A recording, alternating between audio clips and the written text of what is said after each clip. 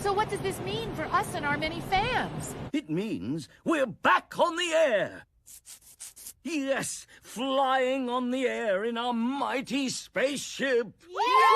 Yeah! We're back, baby! As I lay me down to sleep, I pray my soul is mine to keep. My soul can never step outside this bed, never into all the evil, now back from the dead. Are you scared? Be near.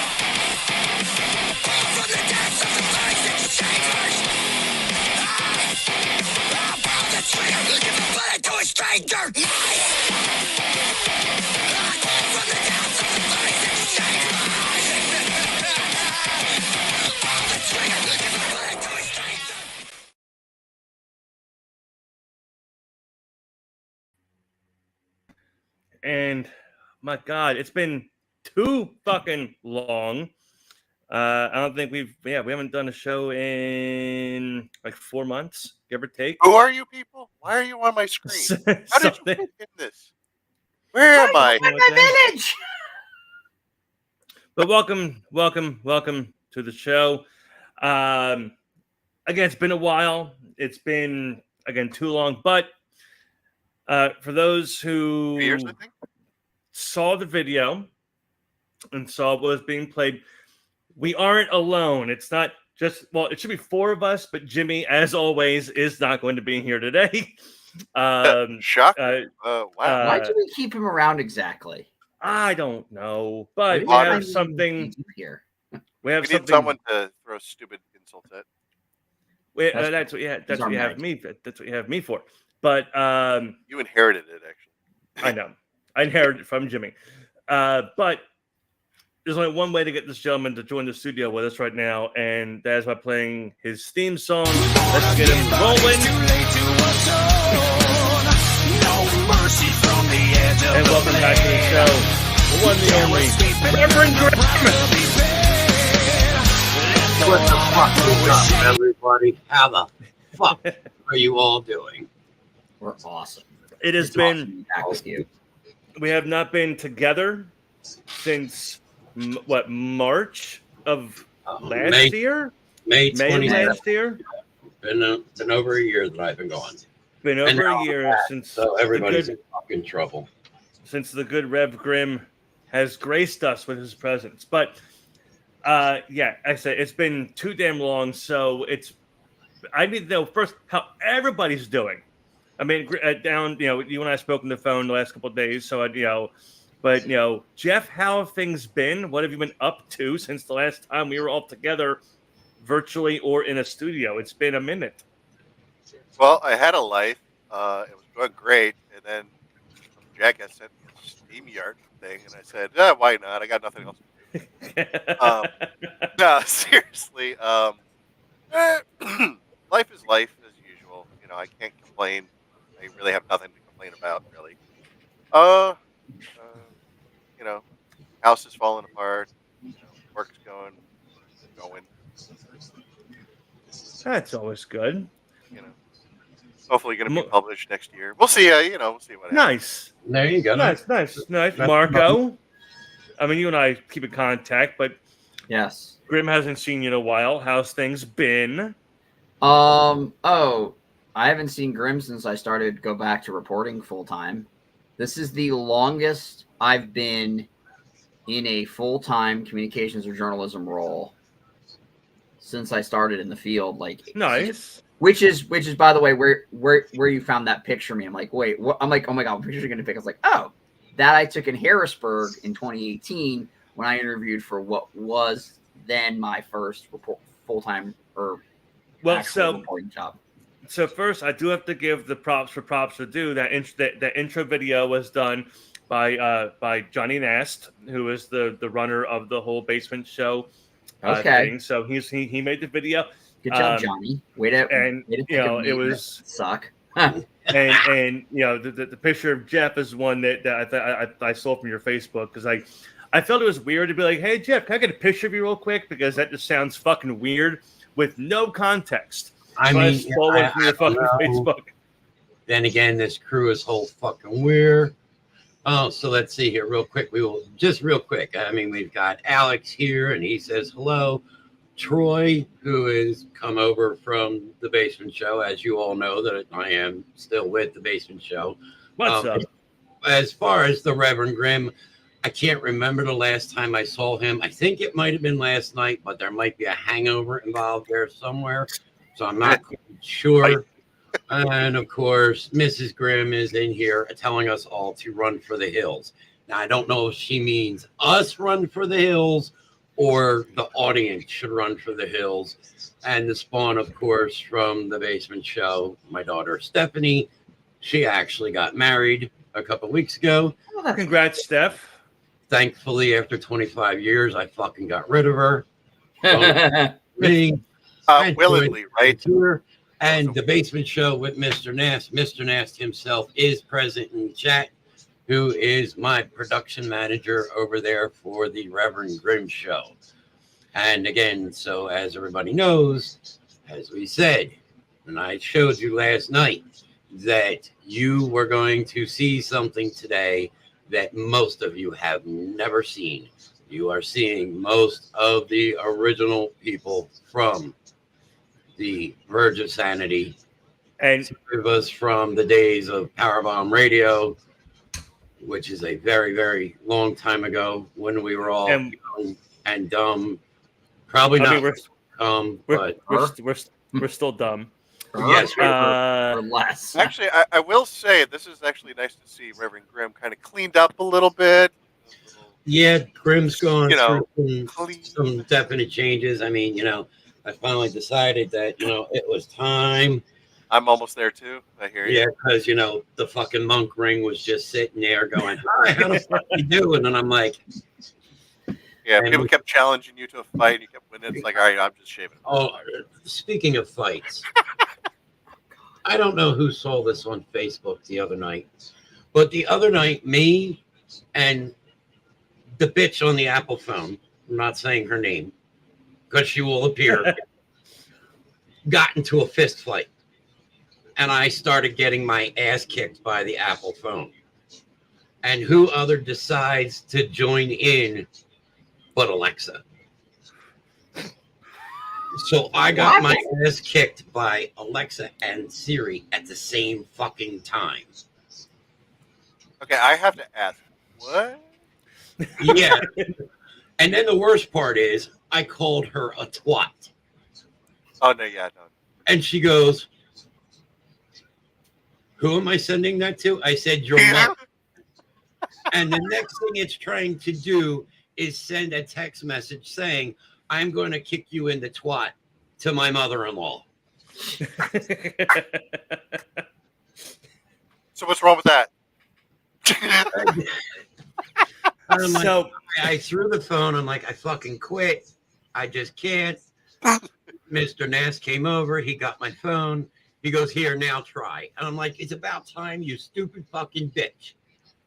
Hello, everyone. I couldn't make it last night. I got my tooth pulled, and they put me to sleep, so I slept all day. It's all right, Jackie. I mean, it was a good time last night. We actually did our first live on-scene show last night with the Basement Show out at 30 Strikes Bowling Alley out in Stratford. We had some of our viewers show up. We had food. We had drinks. You notice there was an S on the end of that. It wasn't drink. It was an S, drinks. Gary, Yes. there is another one. So we do have some of what we call our basement dwellers or the Grimlings here. So they're telling about your story. I'll tell the first half of what I told you yesterday, Alan, and then the part I left out of the story yesterday. So I'm gonna flip my camera around over here. And I'm gonna show you. Earthquake. Got my mic, sorry. Drop a mic. We got an earthquake going on.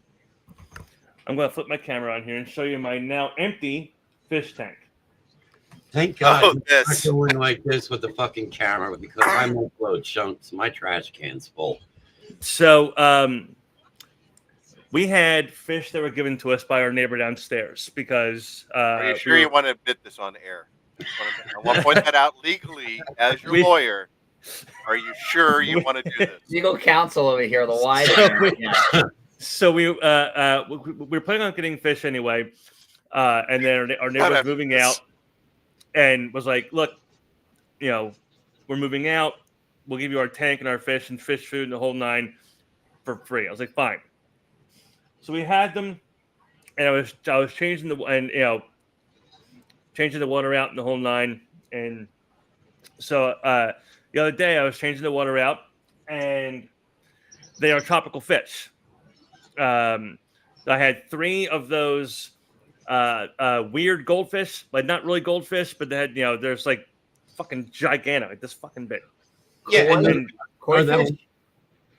with the eyes on the side of the fucking head that is like just like goofy looking goldfish. They're like big boobs, and if you pop them, do they actually deflate like a tit? Too much saline in it. So we had those, and we had 3 algae eaters, and one was like this fucking big. It was a big goddamn algae eater. So I changed the water out, put the fish back in the water again, and I go to put in the water conditioner that's supposed to make the water safe for the fish, and I had forgotten that the bottle was pretty much empty. And so I put what I could in the tank, and within an hour, all 6 fish were no longer swimming around the tank. They were sleeping. So my bonus starter, I mean, it was like, "Lynn, you murdered the fish." So I love it. I love it. That is now going into the lexicon. So literally, Heather is in Dublin right now. I might have to text her. Lynn murdered 6 fish this week. So Alan knew this whole story. I left one small part out of it. Originally. So Alyssa came up from work, and the one algae eater was hanging on as long as he could, and he was the last one that I thought to go. So take him out, flush, the whole 9. The bigger algae eater is down by the rocks. So I was like, I think he's still good. I moved the rock, and he instantly right to the top of the fucking water. So go to the bathroom, flush him. Multiple times, probably. 3 flushes to get him to go down. And then Alyssa goes, I walk out of the bathroom, I'm sitting down. She goes, "He's still not flushed." And I look in, and his tail is sticking out just from the bottom of the fucking the toilet. So she takes the net and kind of like does some shit, and then he goes away. Fantastic.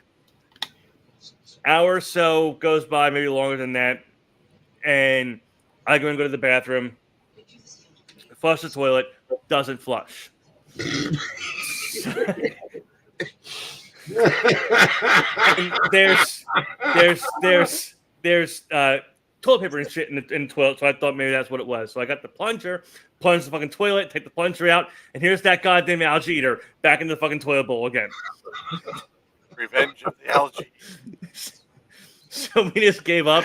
And I got one of Ninja's little fucking shit bags and grabbed him out of the fucking toilet and just tucked it in the fucking dumpster. But yeah, I'm like, what the fuck? And I fucking just plunge it, and fucking take the plunger out, and here's that fucking algae eater. I'm like, you motherfucker. And it was really nice tartar sauce, some fava beans, and a nice Chianti. Oh my God. You know that when you change water, you don't need to use the water conditioner, right? All you got to do is get a bottle. You're supposed to change a third. So however big the tank is, you change a third of the water. You put the water in the bottle, and you leave. Like get a big water bottle. No, not that. And you pop the top off, and you let it just for 48 hours. You just let it breathe. And that will evaporate all the chlorine and everything. And you just put it right in because it's room temperature. You're good to go. No chemicals in the fish tank. They're not edible then. Yeah, didn't know that. Yep. Yeah, so it was a fun. It was a fun day. It was a very fun. And then here's the best. So here's the best part about it. And Alan did know this. The next day, the day after I murdered 6 fish that were given to us by our former neighbor. The next day, Alyssa and Aaliyah are going out to lunch with that neighbor. Shannon gets it right. So we had to sit down and explain to the child, you cannot tell her that the fish are dead. She says, I'm going to tell her. Find out now. So shouldn't say anything to her, and it's all well and good. So we're going to the 4th of July parade up in town yesterday or Thursday, and it's me, it's Aaliyah, Anna, and my mom, and we're walking, and Aaliyah is walking by my mom, and she is as loud as she could possibly be. Lynn murdered the fish yesterday.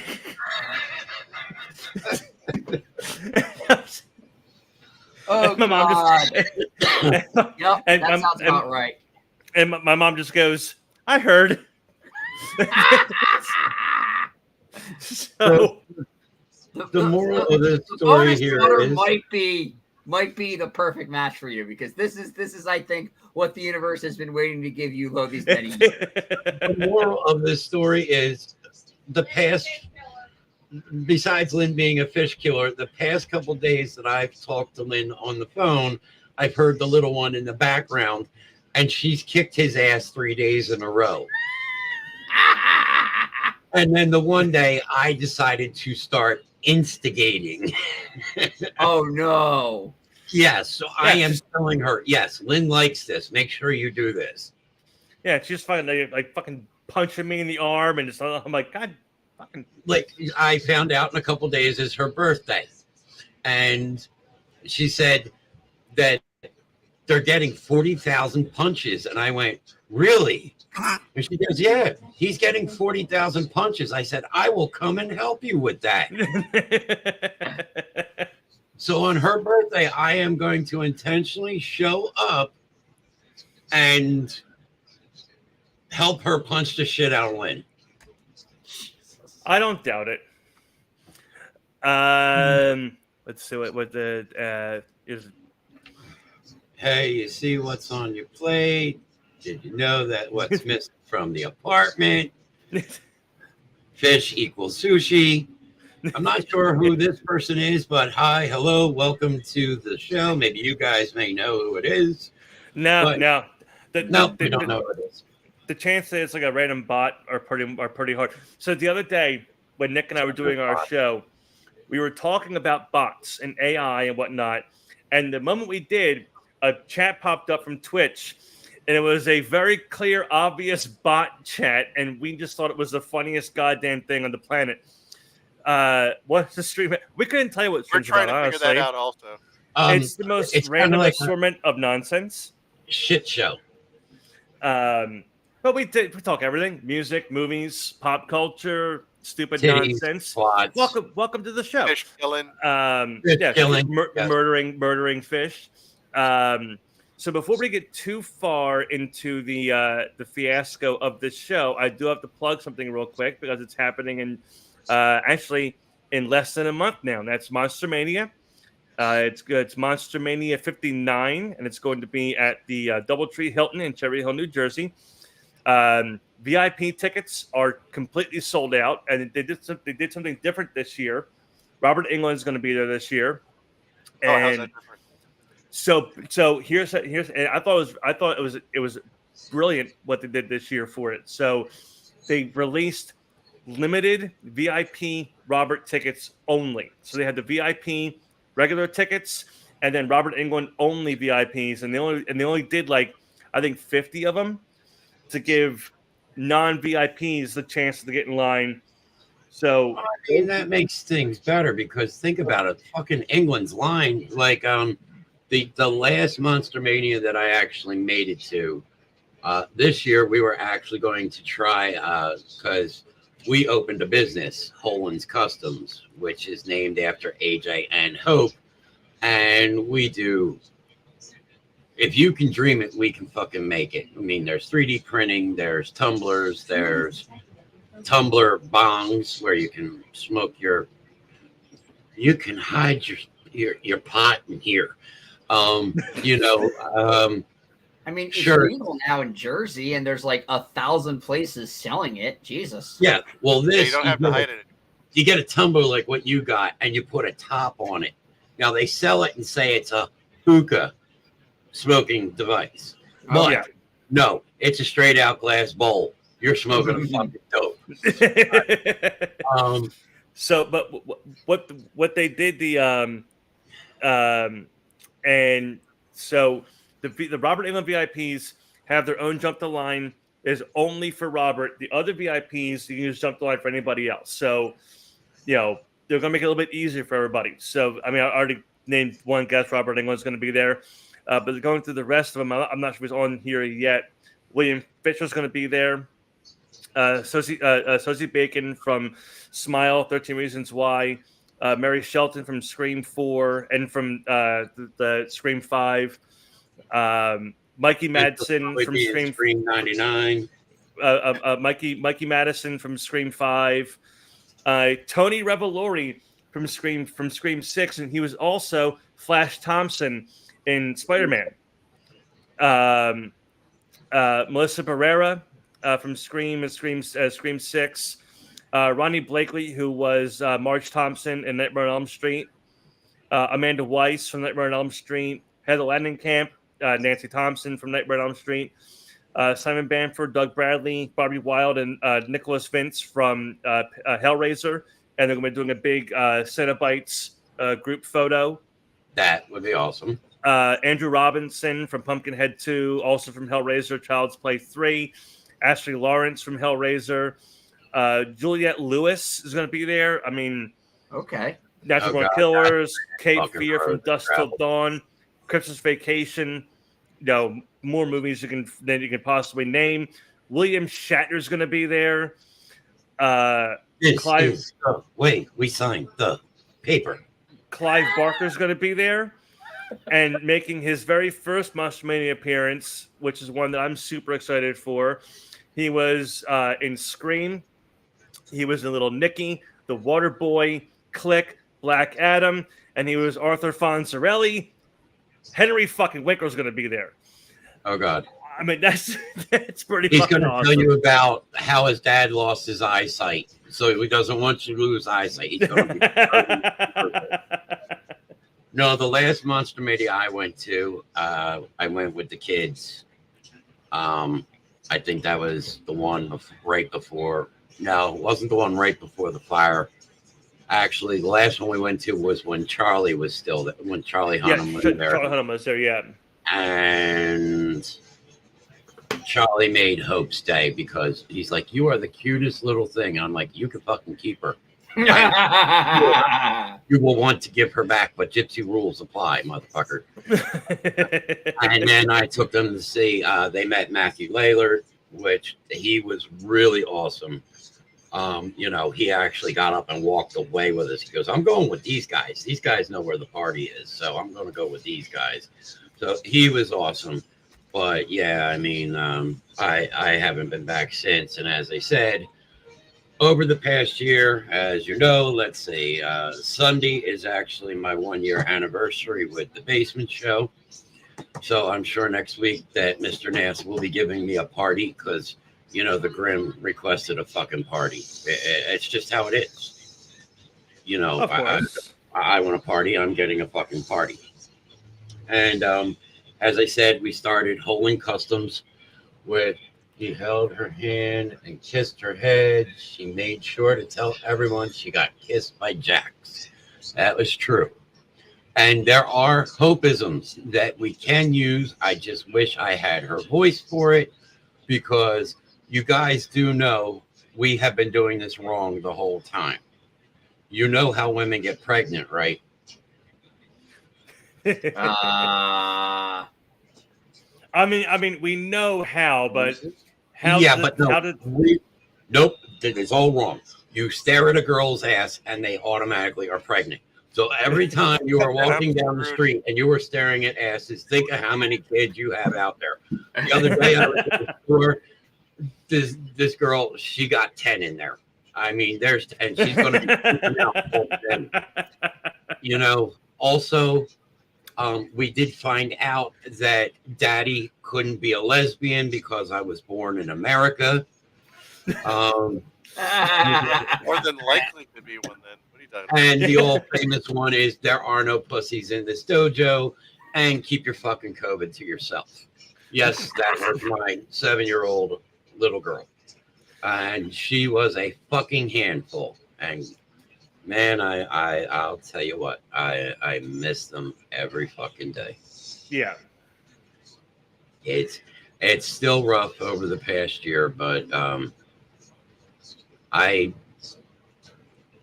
after I had left, Johnny, Mr. Nast, said, why don't you come just try it? And it turned out being an outlet, and I stayed with it. And then we got in contact, and I said, you know what? Let's try this. Let's bring this back full speed. And hey, what the fuck? Guess what? The shit that we used to do and the shit that we got away with. And we're all a bunch of fucking lunatics in here. We're only missing one lunatic right now. And of course, that is Jimmy. Yes. Jimmy the Wolfman Scola. He'll be here, hopefully. So I texted him. Sorry for yelling. I texted him the other day, and I said, I sent him the video, the little intro video, and I said, he's like, awesome. I was like, yep, 11-1 on Saturday. I'm pretty sure I told him it's Saturday, but I said, yeah, 11-1. I said Saturday from 11-1.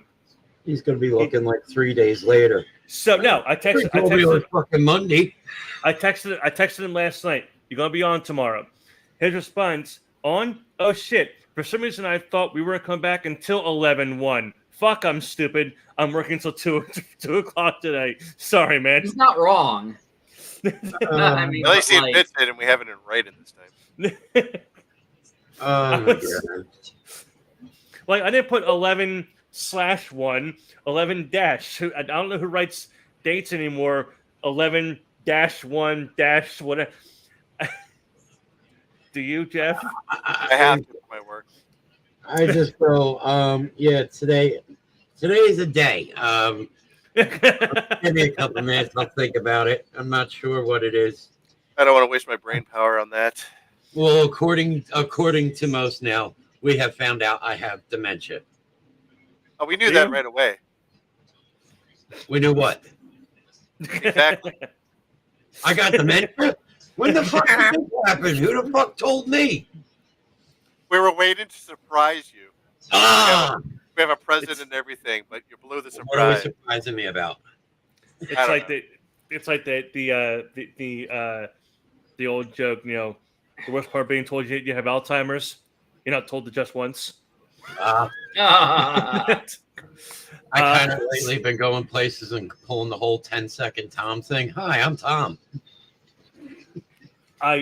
There's a dude that goes to Monster Mania.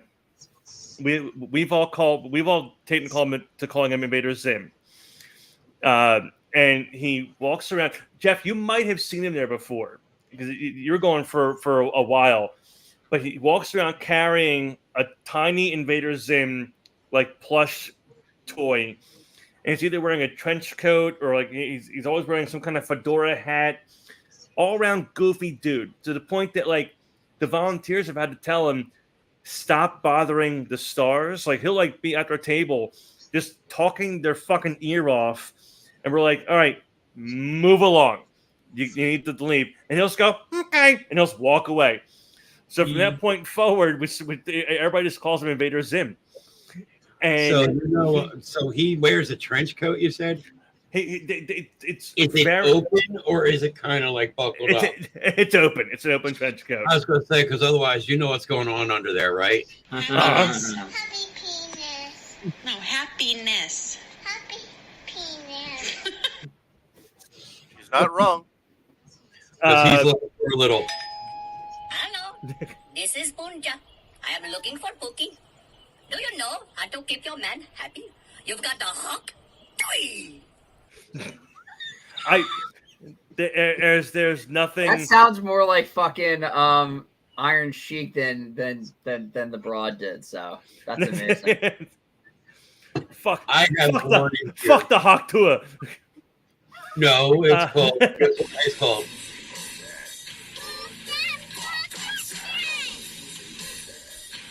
This freaking kid, man. So let's see. We have a neat little intro we can play for this, as I have some more Twisted Tales to bring up. That I by the way, up. real quick, I said I was going to fuck with Marco, right? All right, yeah. And put something into his head. So concentrate really hard.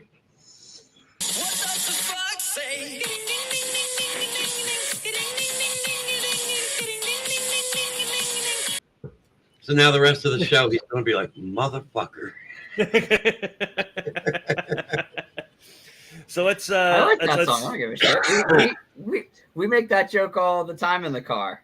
Oh, think about it. When we were in studio, that was like, back in the day. Oh, yeah. We fucking had that almost every fucking week. Uh-huh. Was that before or after you guys fired me? That might have been after. Yeah. Oh, it was kind of like this. There you go. Yeah. I mean, I went out on a master's degree, so it's like, whatever. Push. Well, we did decide one thing, though, before you run this, Lynn. We did decide, and I am bringing it over to you guys. We started a cult. Did you? Yes.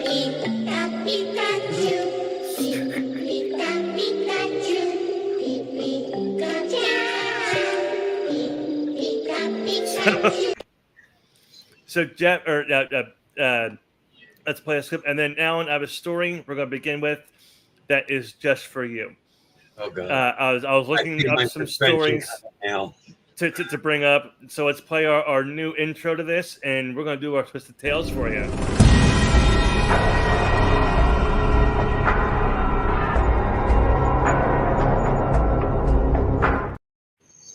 All right, first story just for you, Alan. Oh God! One way to tell how a T-Rex digested its food is to look at its poop.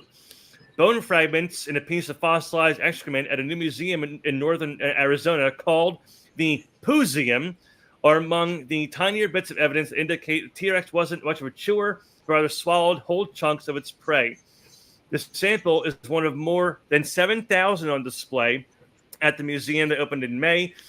In Williams, a town known for its Wild West shows along Route 66. The inside the display case is filled with coprolites, fossilized feces from animals that lived millions of years ago, lined the walls. They range from minuscule termite droppings to a massive specimen that weighs 20 pounds. Wow. That's my car after while they were playing World of Warcraft. So that's called the shitty end of this. Jesus. And I think I gotta see because I'm pretty sure there is a. You think photo they might have some? They may have some of this there too. Bullshit. A bullshit. A bullshit. I can't hear it. What is it? Okay, what? You didn't hear that? I couldn't hear what it was. I heard it. A bullshit. Oh, a bullshit. You know what kind of people don't see this, right? Ew. You know there's a bunch of them in that fucking place. Go, do you think it's got smell?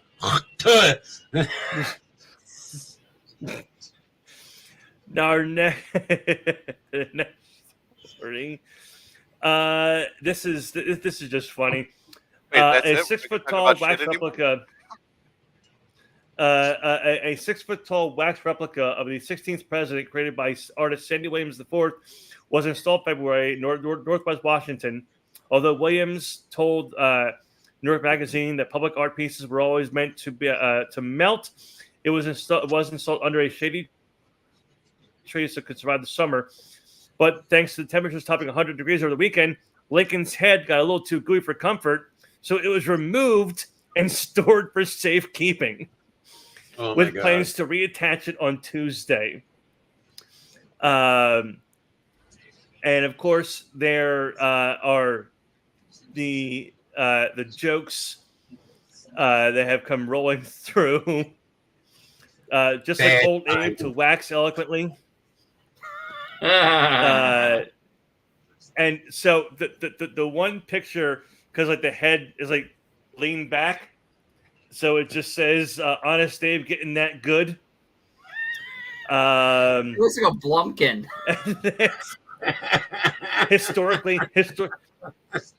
historically accurate. Very Todd. Even monuments are exhausted by our politics. No, he didn't ask what a Blumpkin is. Abe's given a Blumpkin.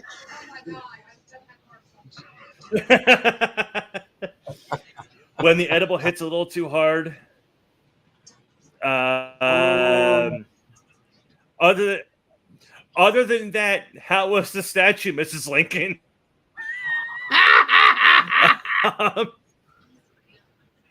We will also announce that we were just and then the one is Abraham Lincoln shit to the museum. And then one, the one picture is a picture of the head removed, and the comment under is, just add a Nancy Reagan statue and it's all good. Oh my god! Oh man, there are so many things that we've learned about our public figures. I think I'd rather not. What about Nancy Reagan? Yeah. Yeah. The hell was that? Her quote being like, now Sorry, what was that the first time anyone ever used goat in that way, or was that some sort of reference to the to her head movement? Yes. And that's why Reagan was always so optimistic.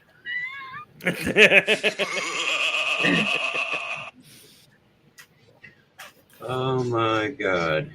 And let's see. So we'll go to this story. We'll go to this story next, because this is something that I don't think any of us would have the same kind of luck as this person did. But James Kane has used a magnet to fish all manners of junk from the New York City underways. And he was out with his girlfriend the other day, and they pulled a safe out of the Flushing Meadows Corona Park, and inside it was filled with $100,000. That's why I left that safe. Wait, you know what that is at that point, right? Hey, $100,000 goes a lot farther in Queens than it does in Manhattan, so he could go buy a house now. You know where very true. You know where else it'll go pretty far too, right? Yeah. Yes. You give me $5, let me make you happy long time. Well, also, did they say leave where with this chick was from? How old was the safe? That's good fun. I'll tell you in 1 second. Let's see. I bet you It we could doesn't claim that. say. It says the Kane said they called police to report the discovery. The police said there was no evidence of a crime, and they just gave it to them. Said they gave it to us. I guess you can call it a finders keepers thing. The New York Police Department did not respond to requests for confirmation of Kane's discovery. Wait. I say Wait. The police said they'll give the money to them freely. I'm like, what? Were they having a bad day? They just If it wasn't missing, it doesn't go into 30-day claimer rules. Or the police are like, you know what? It's too much paperwork, and we've got protesters to beat the shit out of and stuff. So it's like, I say road trip. Paperwork. They're just like, that's our money now. We're going to go and see them, and we're going to say, look, it's our safe. No, we found it. And that's where the baseball bat comes around from behind. I said, no, Mr. Baseball Bat found it. Whose money is it? Oh, it's your money now. Thank you. Because you're not stealing it. Nobody owned it. Then 45 comes around going, no, it's not. Ching, ching. And then it says, so Kane is far from the old magnet fisher who made a mark in recent years. All it takes is a powerful magnet, a body of water, and a rope. A magnet fisher found a human skull padlocked to an exercise dumbbell in New Orleans last month. And someone fishing a creek pulled up a rifle and some belongings of a couple who were killed 9 years ago. And Kane must be lucky. He's also hauled up bicycles, guns, grenades, and jewelry from New York City waterways, promoting his exploits on YouTube, TikTok, and Instagram. Magnet fishing is insane. Like the shit unboxing videos. The shit people find magnet fishing is it's insane. But yeah, that's our safe. Yeah, I was expecting them to find like a concrete block with 2 legs in it. Still, that would be cool. So let's see real quick. The question is, do you think that money? I mean, it's been down there. God knows how long it's been down there. The safe's got to be rusting. But do you think the money is still?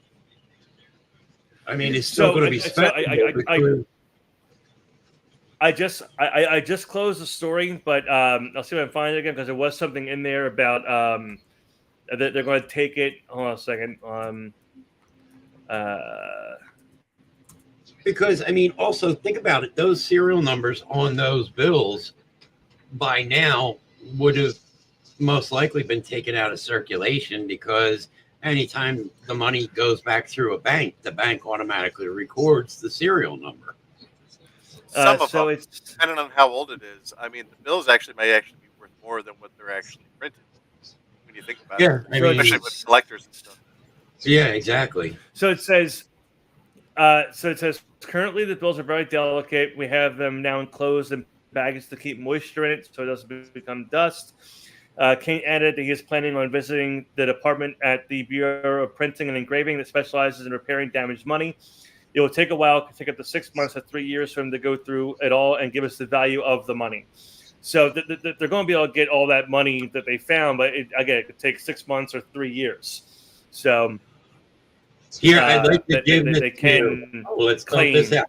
The actual money. Now, I think that because it's a safe, if it's one of those airtight safes, the bills should be fine. They shouldn't deteriorate or anything. You probably have to keep them in low light and shit, but yeah, I mean, because think about it. Like prime example, if any of you ever saw the Titanic exhibits, anything that they bring up has to be in like a pressurized case, or the big chunk of the ship that they brought up. Right, it's actually underwater in a pool in the element that it was in, because otherwise it would just deteriorate. You know? because there's so much more pressure. Some of us who remember from school know how much pressure there is the further you go underwater versus when you're up, in a plane and stuff. The air's thin as shit. So right. Hey, so smoke a lot before you go. Do you know who learned pretty quickly about pressurization underwater? Those 4 billionaires took a fucking tin can to see the fucking Titanic. Ooh. Is that more coffee? No, it's Wawa iced tea. I was going to say you switched cups for a different thing of coffee. I was going to be like, Go fuck yourself. I would fucking hate you because the dishwasher would be full of cups. Yeah, I know that this is I mean, I wouldn't really put a coffee into a regular glass. No, see, I mean, I kind of use my same coffee mug for days and days and days because when it's flavored, you know, you season the coffee cup. You do it once, it's not seasoned when it's clean, but after a couple days, it's seasoned, and maybe a little bit of fucking, you know, rhino disease coming out your ass because of the milk that went bad. But see, boom, look at that. There's our bot from Twitch. Oh, now he shows up. Well, it's okay for bothering us because you know why? Because we're here to bother you. And the reason is because we really don't care if we fucking bother you. Right. You started this. Do you know who the fuck we are? This is what happens when you fuck a stranger in the ass. One last story for our Twisted Tales, and then we'll move on to our next topic. And this is also kind of goes about theft. Like that money story was definitely there was theft or something done somewhere. A homeowner in California has some items stolen from his porch, but he got a big laugh in return. Omar Gabriel Munoz checked the surveillance system on Friday and was shocked by what he saw. Someone hiding inside of a trash bag, walking up to his doorstep in order to steal a package. Munoz said he got a vacation. The package of 2 phone chargers worth about $10 was delivered. When he got home, there was no package. So he checked the security footage and saw the video of the porch pirate. At first, I was kind of angry, but when I saw the video again, I was laughing because people these days have a lot of creativity.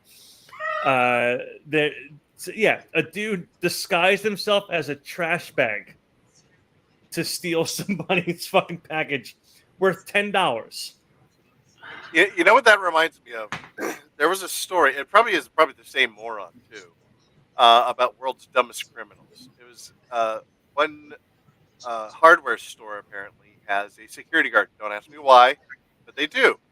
Well, this guard decided one day he's going to rob the store, so he puts a trash bag over himself, tries to walk in. Guess what the dipshit forgets to do to the trash bag? Cut a hole in it? Exactly. He's fumbling around the store, tripping, falling, gets up, runs back out, cuts holes in it, comes back in, steals stuff. But the problem is, if you're going to rob the store that you work at, do not wear the pants that they give you as a uniform. I wouldn't be surprised if this is the same person. Hey, it worked one time, I'll try again. Yeah, I'll try it again, guys. Yeah, let's do it. That kind of sounds like I did a story on the Grimm show the one night. And it was kind of like I didn't go with Twisted Tales because I knew that was Verge's thing. But I went with what the fuck moments. And one of the stories, there was a gentleman wearing a kilt. And he went into, like a thrift store, whether it be whatever kind of thrift store. And he was stealing things. But he was inserting them up his ass. Oh! So, like, he got caught looking at a bowling trophy. I don't think he was just there to steal things. I'm like, oh my God. Did he try doing the bowling ball too? I would maybe start out with a pin first before we try on. No, officer, I don't have a bowling ball up my ass. That is like, we have a friend. She is an ER trauma nurse, surgeon at a hospital in the area. And this is where I get all of my sex sent me to the ER stories. Because there's a lot of people that come into this hospital that we won't name in Mount Holly that have testicular torsion. But one night, now I am trying to imagine this, and I'm really trying to get benefit of the doubt here. Somebody came in to the ER with 6 cans of soup up their asshole. Family size or individual? I mean, I'm kind of hoping it was something like the one the condensed ones. Yeah, but for some reason I keep seeing Progresso in my fucking head. Oh Jesus! Yeah. I mean, can you Make 2 imagine? meals out of those? I think I have a problem. There's something stuck. It's about as bad as I got a story. I fell that on it. Yeah, it's about as bad as somebody I know shooting a cat with a fucking butt plug. They fucking shot their cat with the bug plug. Maybe the two of you can get together and hang out. You kill fish. She fucking kills cats with butt plugs. Fire! Pew! Oh my god! I just found a picture of someone with the Meg light up there. Yeah, Literally. but what? Yeah. The mag light? Yeah, because Yeah. I've seen a picture like Big that. one. The woman puts it up there or in the front, and then she like angles it, and you can see the light coming through her fucking belly. I mean, I wonder if I should try sharing this. wait. I will tell you right now that I shared something one time, and fucking Twitch was like, "You're done," and I got fucking suspended for a week.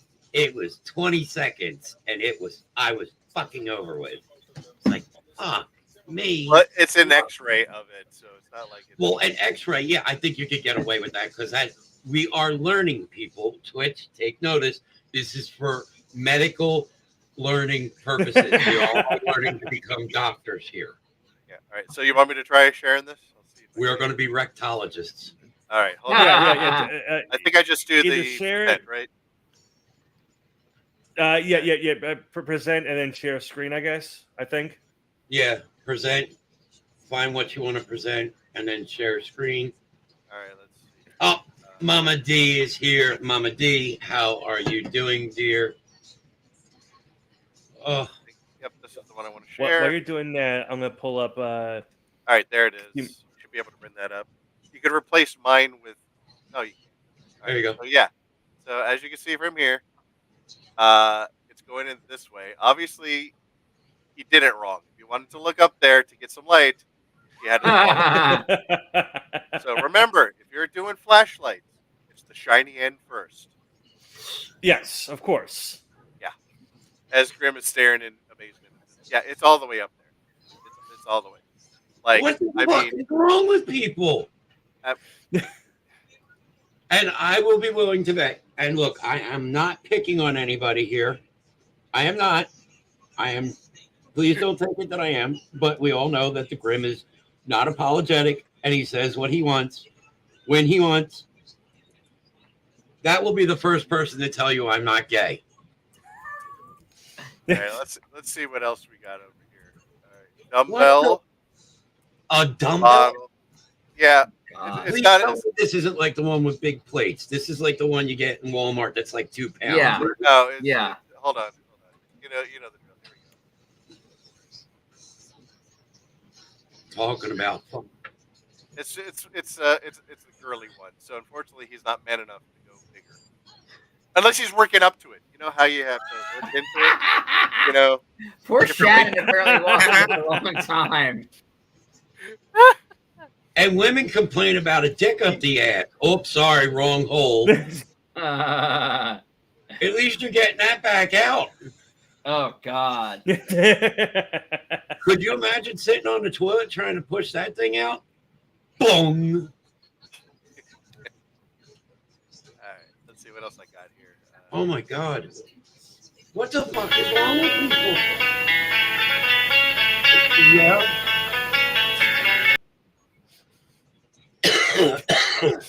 All right. Here's Mount Holly Virtue. There it is. You see? It's right there. I'll let you guys figure out what this is.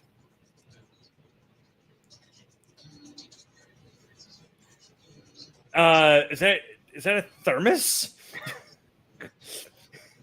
It looks like one of those like bar shakers that you put the alcohol and the ice in. It's a fucking spray paint can. There you go. Oh. Damn. It's the new way of getting high. Shove it up your ass, not your nose.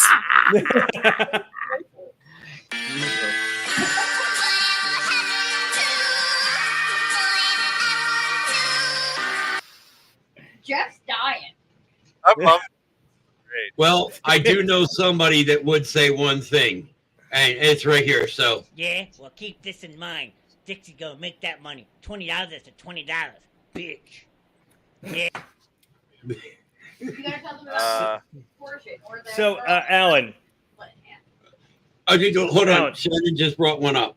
Okay. All right. Okay. I have another one for you too when you're done. Go ahead. All right. So while you're bringing that up, there was a woman that went into the ER in Mount Holly, and she had not had sex in quite some time, and she had gone through menopause.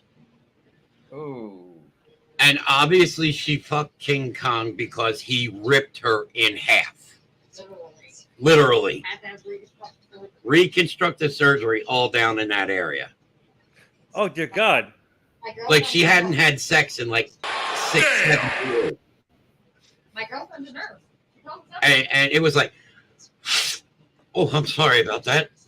Was that supposed to happen? Maybe you should have had a little hot toolie on it first. If you don't use it, you lose it. So there you go. All right. It's actually 3, so you're gonna love this. Guess the foreign object with Jeff. Exactly. That's it. That's going to be your new corner. Guess the foreign object. Yeah. Guess what this is.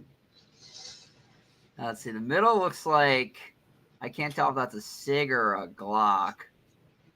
The left, that's a, geez, that is a. The left looks like, oh, that's a Modelo.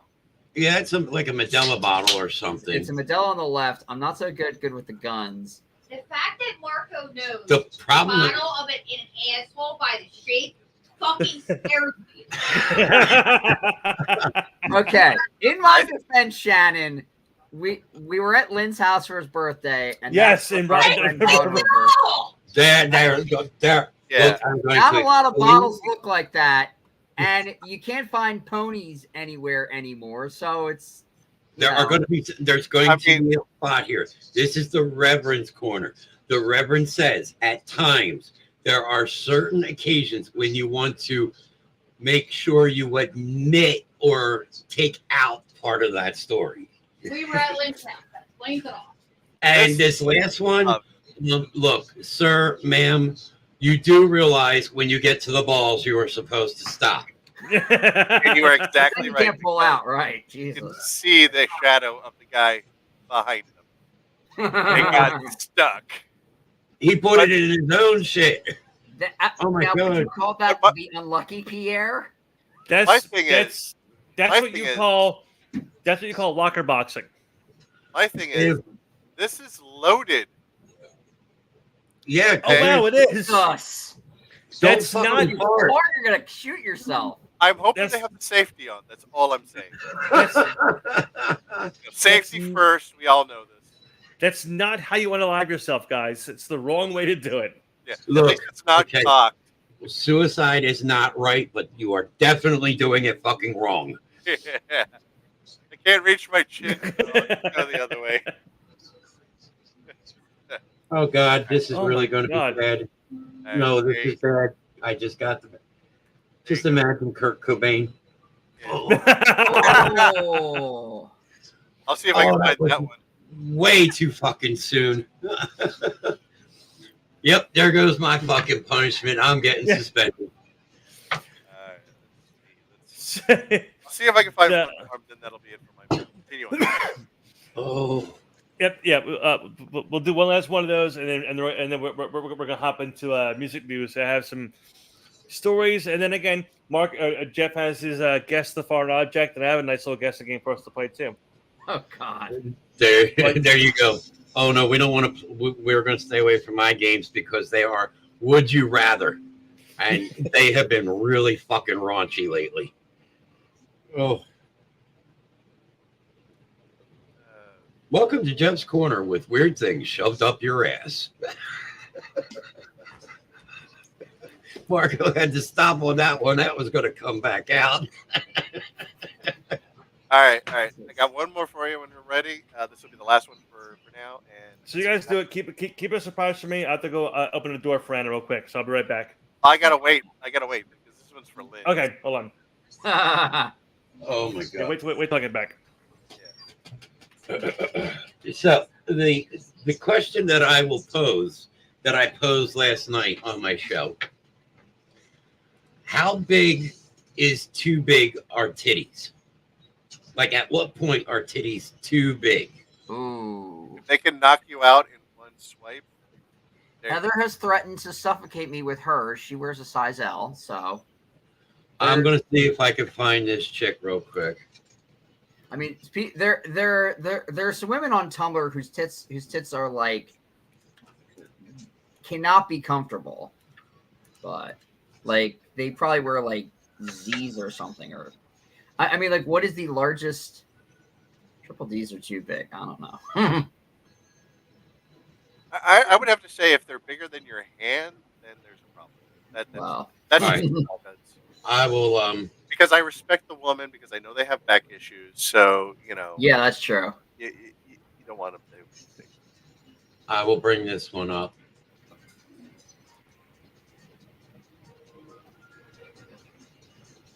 Okay, if she can't get through the door, yeah, there's a problem. Holy shit. Those are 2 bags of saline. Now, she had her surgery done in Europe because it is illegal here. Okay. She has a magnet that there on the side. She finds the ports on each side of the boob. And she can inject this herself.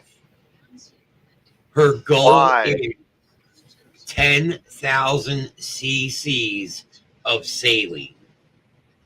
So that's 10 liters. I mean, is she trying to be safe at sea? Is that what this is? That is about 7 to 8, which is the largest right now in the world. But she is planning on going to 10 cc's of titty stuff. I am sorry. I mean, anyway, so Jeff, bring your picture up. I don't know after that, but yeah, okay. All right. This one's for Lynn. Oh dear God! Figure this one out. It's a fish, isn't it? No, but that's next week. All right, let's see if you can figure this one out. Okay.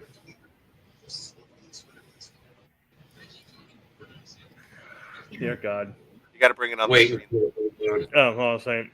There it goes.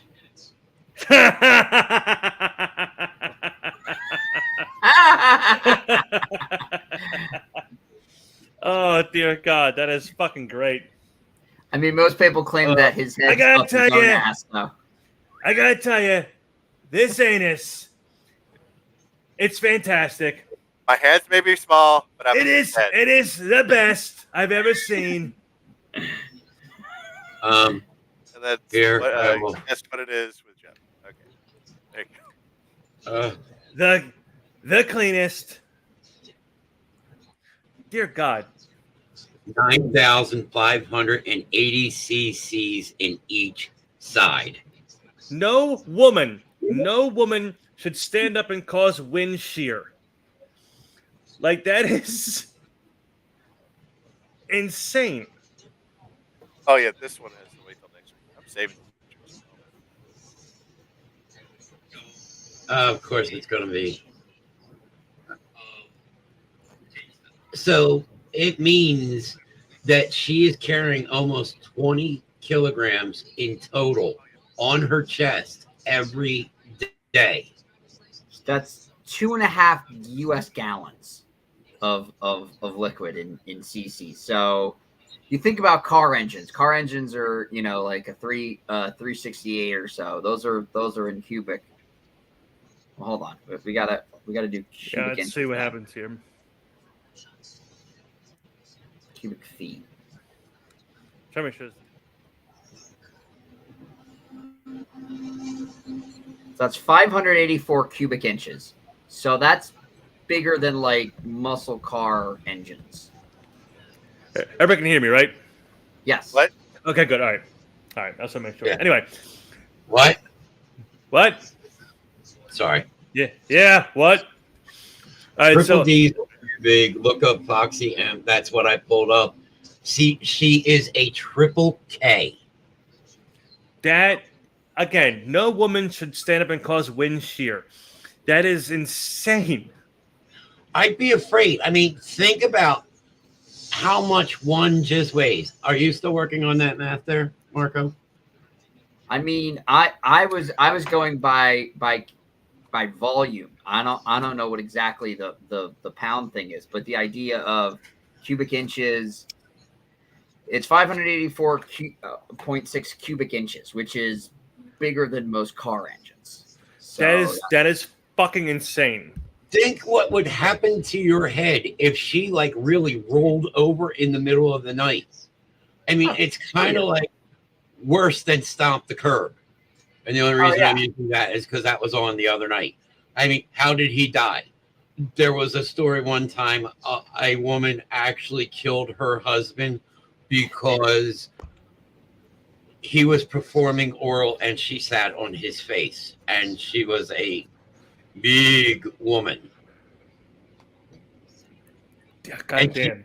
She did not get hit for murder or sorry for yelling. But this huge woman is sitting on this guy's face, and he suffocated with her kitty meow meow roast beef hashtag. It's a way to go. I don't know. Died happy. I don't know if you're dying happy. Amber is here. How are you doing, Amber?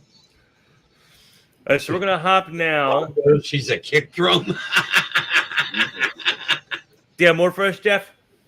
But let me just see. I'm actually collecting a lot of them right now, so I will show you next week. There you go. Okay, so next week we'll do it next week for the show. Yeah, it'll be. I'll make a new intro. Oh, thank you. I'll make a new intro for guess the item with Jeff Scott. Actually, I want to call it butt stuff. Hello, child. What is the item in your ass with Jeff Scott? Audience, you are welcome to send in your own pictures. Yes, Remember, please do. Go to I gotta do it. Go to the Reverend Grimm's Discord on the Basement Show. Remember, there is the strip club in there.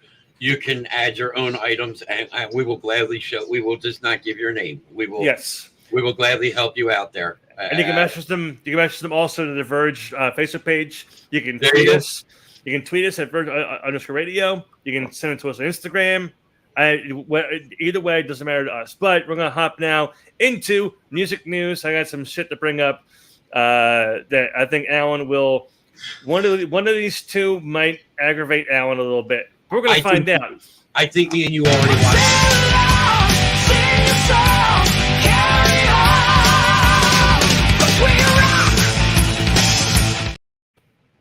All right. I think we did a few this morning when me and you were first on testing everything out. That actually was aggravational. We did, yes, yeah. We were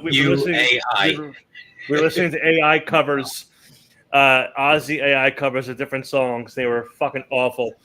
I will be right back, guys. Okay. He forgot his own song. He is now doing "Baby One More Time." Britney Spears. Now, granted, Marco, it's AI. It's not actually AI, him. It's all now. Hold on. Today we lost Happy Osborne. Is it Sabbath Ozzy? Is it Randy Rhoads Ozzy, Wizard of Oz Ozzy, or is it old, cantankerous, current Ozzy? Current Ozzy. It's like current Ozzy, but not with the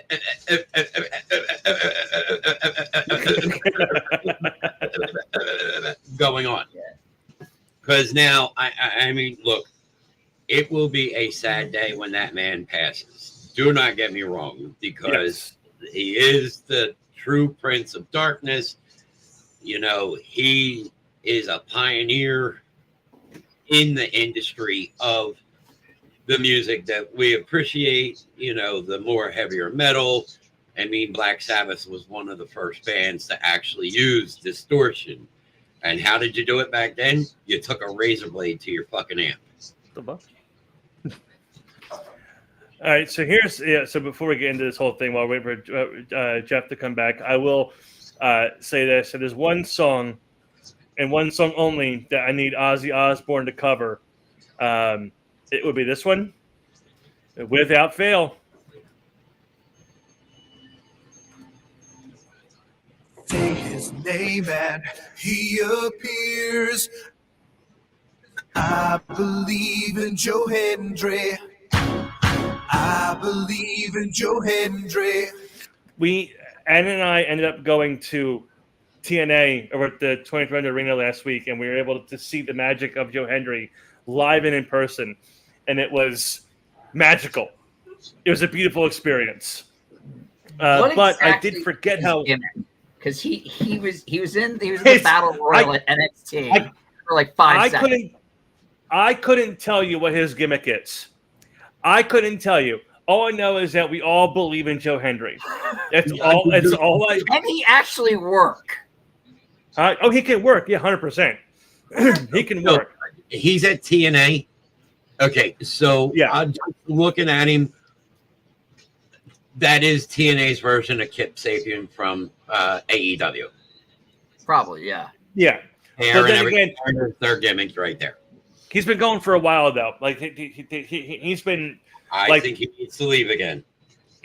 Even before TNA, he was, and like he does, like different intros. Like when he was doing the Indies, he did. He was wrestling a match against Drew McIntyre on the Indies, and before his theme song played, he had a parody video to the tune of Blue by Eiffel 65, but it was called I'm Drew. During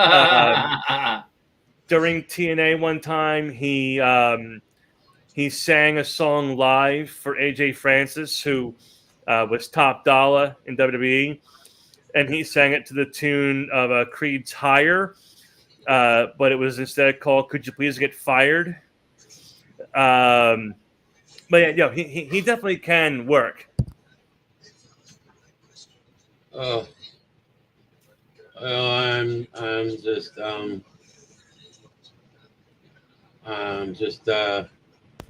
I like the segment where Lynn doesn't talk. Yeah. Hi. So here we go into our music news, and go ahead. One second.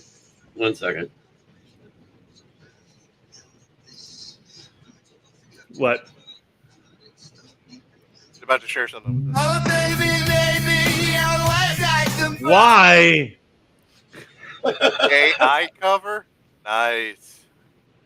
Like, there was only one that was actually really worse than that. Another AI cover. And it was this one. Let the body sit the top. Let the body sit the top. Let the body sit the top. Let the body sit the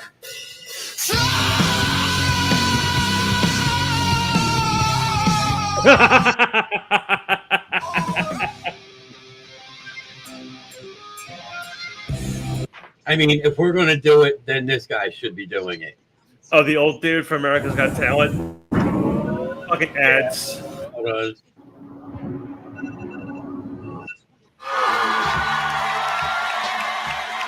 That's for a little bit. Hi, y'all. Hello. Hi. And what's your name, sir? John Like Hetlinger. Where are you from, John? I'm from Broomfield, Colorado. And John, if you don't mind me asking, how old are you? I am 82 years old. No, you're not. No. This is great. Let him. Are you? About the time I started doing karaoke. It was a, Wow. yes, I was blessed to be that repaired the Hubble Space Telescope. Did you go to space? I was a Navy pilot. That was far enough into. They didn't have drugs, but I was. After everything you've done this year. Well, this would be probably the height. So without putting words into your mouth, we're sort of more important than the Hubble. Good luck. Okay. Here we go. I didn't realize it was that long of an intro. Let the bodies hit the floor. Let the bodies hit the floor. Let the bodies hit the floor. Let the bodies hit the.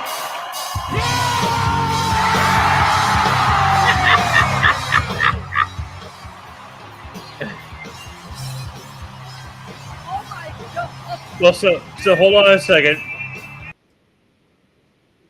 Hold on. I have a follow-up to this. God. That I'm going to play for you because I forgot this existed, so you play that video.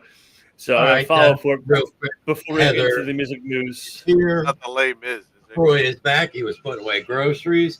Heather, you showed up. Thank you for showing up. And Troy, I know you're always here.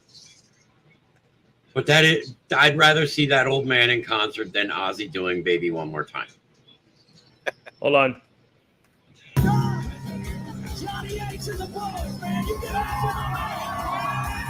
Oh my God. That's the adult news. It's even better. That is true. You would never miss a show.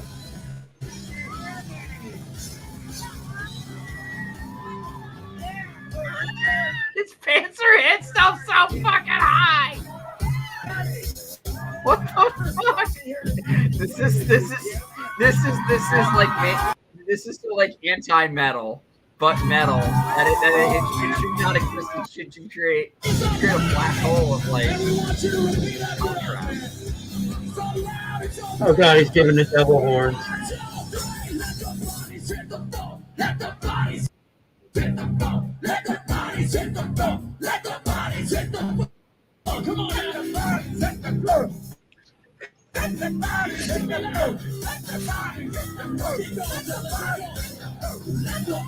Like the fact they brought him and let him have the moment of playing the song live is fucking amazing. But I actually have something that was sent to me for you, Lynn. Oh no. Oh no. They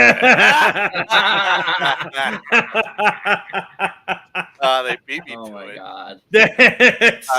Who did that? That's actually really well done. That's from Mrs. Grimm. Thank you very much. Thank you, Shannon. I appreciate it. He made that in probably AI because this is stuff that we do.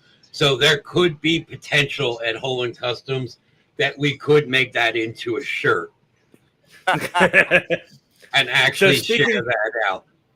So speaking of shirts, when I sent Marco the video yesterday that I posted up, when I posted the video originally, the first thing Marco texted me after that was, I have to make shirts now that say the original Kings with the Verge logo on it.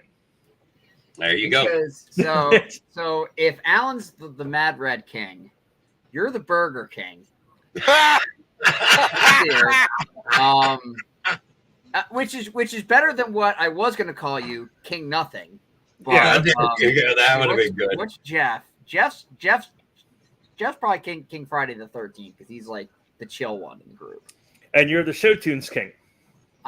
I am the Show Tune. I've been upgraded from the man whore to the Show Tune King. I am man whore to the Show King. So what would my title be? The 13th King or something?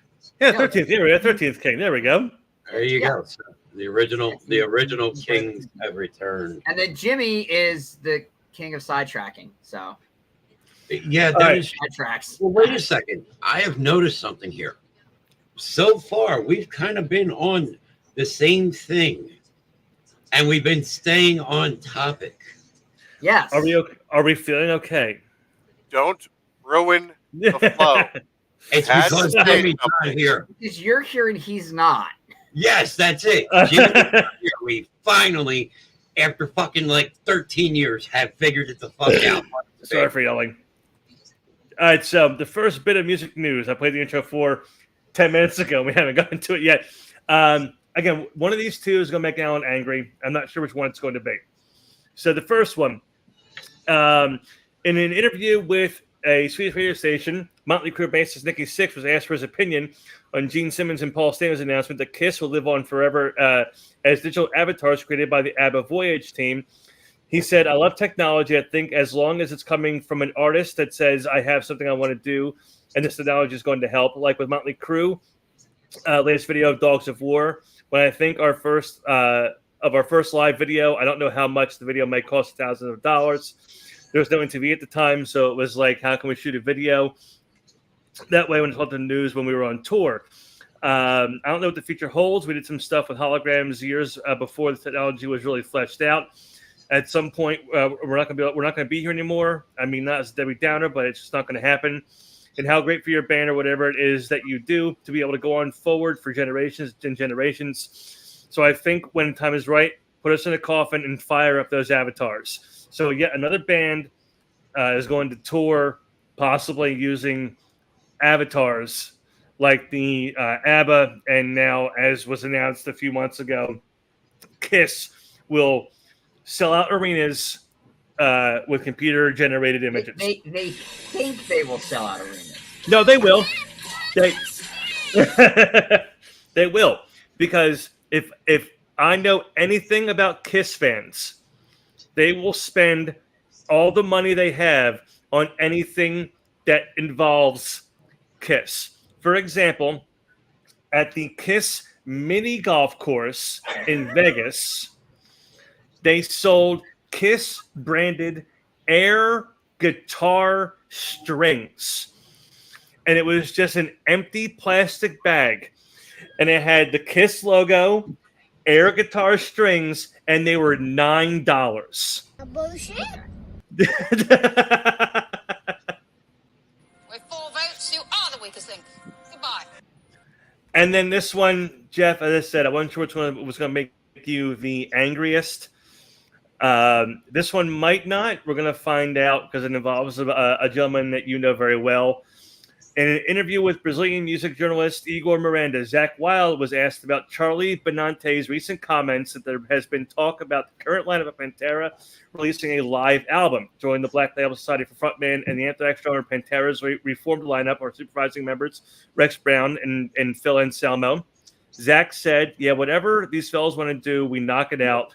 Let's be real. It's a live album every night. People with their phones and everything are recording it anyway, so it doesn't matter to me. You go up there and you play to win every night. I never really got your opinion when that was announced. What were your thoughts on the Pantera reunion with Zakk replacing Dimebag? I know him and Dime were close. They were very close. They were brothers. So, I mean, okay, look, Pantera for its time period was very, very underrated.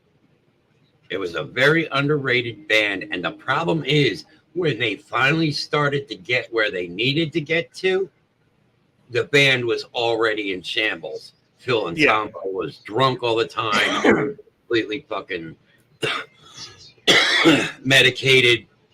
You know, Dime and Vinny were like, you know what? We're fucking tired of this shit. Phil stumbling and this and that and on stage, and they fired him. And then everybody went their separate ways. Rex really didn't do shit. And Dime, unfortunately, was killed way before his time. Yeah. And then Vinny passed. So, I mean, Zakk to take over dime spot. I don't think that is a bad thing. I think that is actually a good thing. Honor. Oh yeah, 100%. If Phil's got his shit together, maybe Rex really didn't have too many issues. But the question that comes back is, and yes, Troy, we see your question. We will get there in a second. Who are you going to put on drums? Yeah, I can't remember who they have drumming for them right now. Because you got to think it was Vinnie Paul. And now that Vinny is gone, I mean, it doesn't even, every time that I go someplace and Rita Abbott is there, she automatically, Grim, how have you been? You know, how have you been? How's it been going? You know, the whole 9 yards. Zach has straightened his ass up, which I will say, because so the drummer is actually Charlie Benante from Anthrax. I think they could do better. Don't get me wrong, Charlie is a great drummer, and I will not take anything away from Anthrax. But honestly, I think they could do a lot fucking better. All right, so to answer your question, Troy, my favorite, it will kind of go person by person probably here. My favorite, that's a loaded ass question though, because there's a lot of really good Metallica songs, and there's also a lot of really bad Metallica songs. It is bad. So if I'm going to pick my favorite, it's going to be from one of the albums, even prior to the Black Album, because the Black Album I wasn't really a huge fan of. Granted, that song had a lot more radio singles, and Sandman was on it, you know. So that's an overplayed song. But if I were to pick one song, I mean, Ride the Lightning is fantastic. Battery is a great song. Yeah.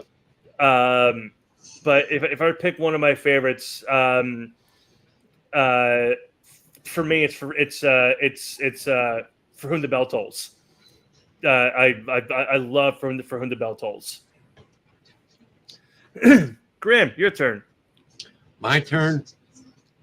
I would actually, because I mean, in my music library, I mean, I have probably over 40,000 songs in my iTunes alone. I get to like maybe 50 in a day, and then it's like, okay, next day, oh, here's a different 50. You know, yeah. I never see the fully end. But if I was actually going to say on Metallica albums, I would probably have to go back further than Ride the Lightning days. And I would probably go on to Puppets. And I would say, I mean, Kill 'Em All was a great album for their first album out the door. Yeah. It just wasn't edited right. The editing on the album just made it too choppy.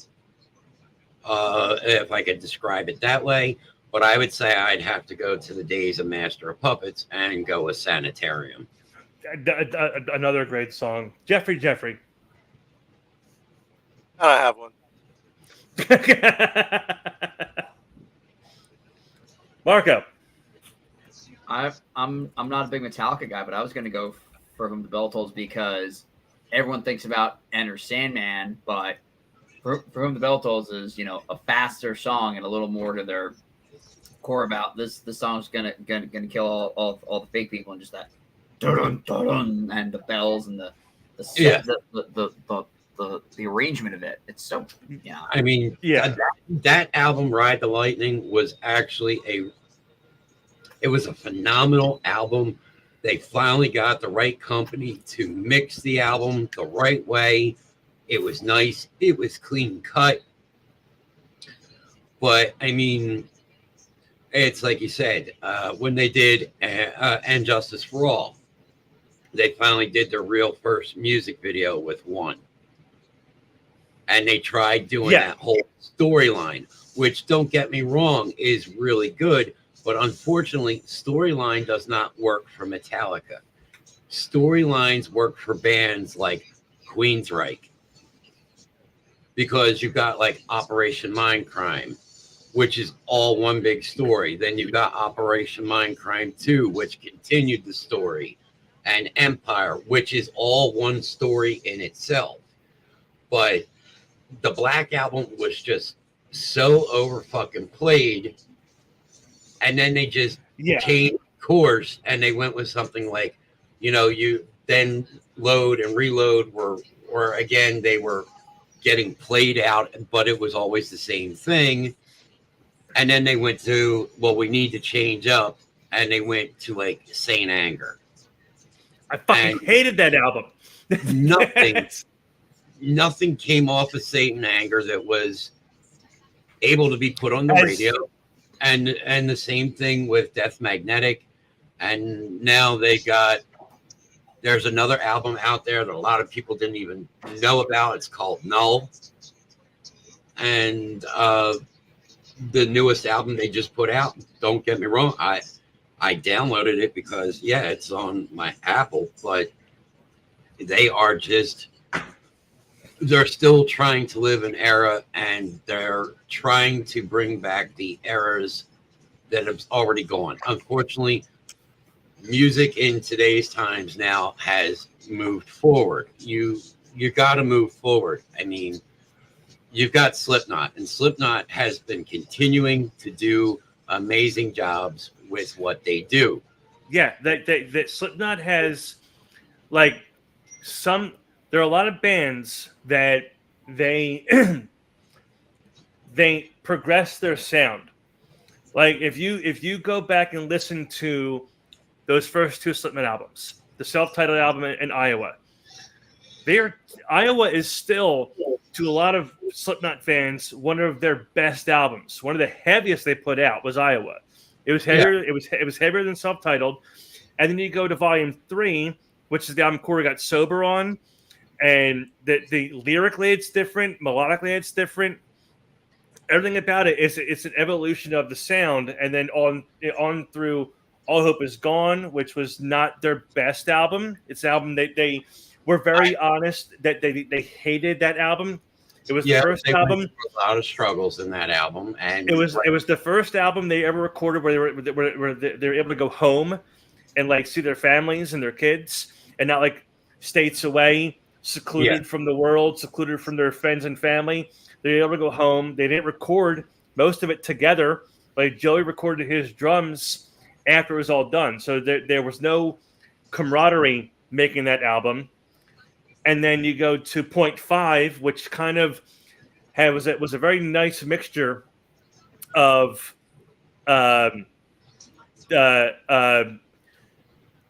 and Volume 3. It kind of had the heavy songs, and then it had the melodic stuff. And then when they put out the last album, no, not the last one, because there was one between Point 5 and the last one, I believe. The Gray. Well, the Gray chapter was Point 5. Yeah. But hold on a second, it's going to bother me now because there was one in between those two. There was We Are Not Your Kind.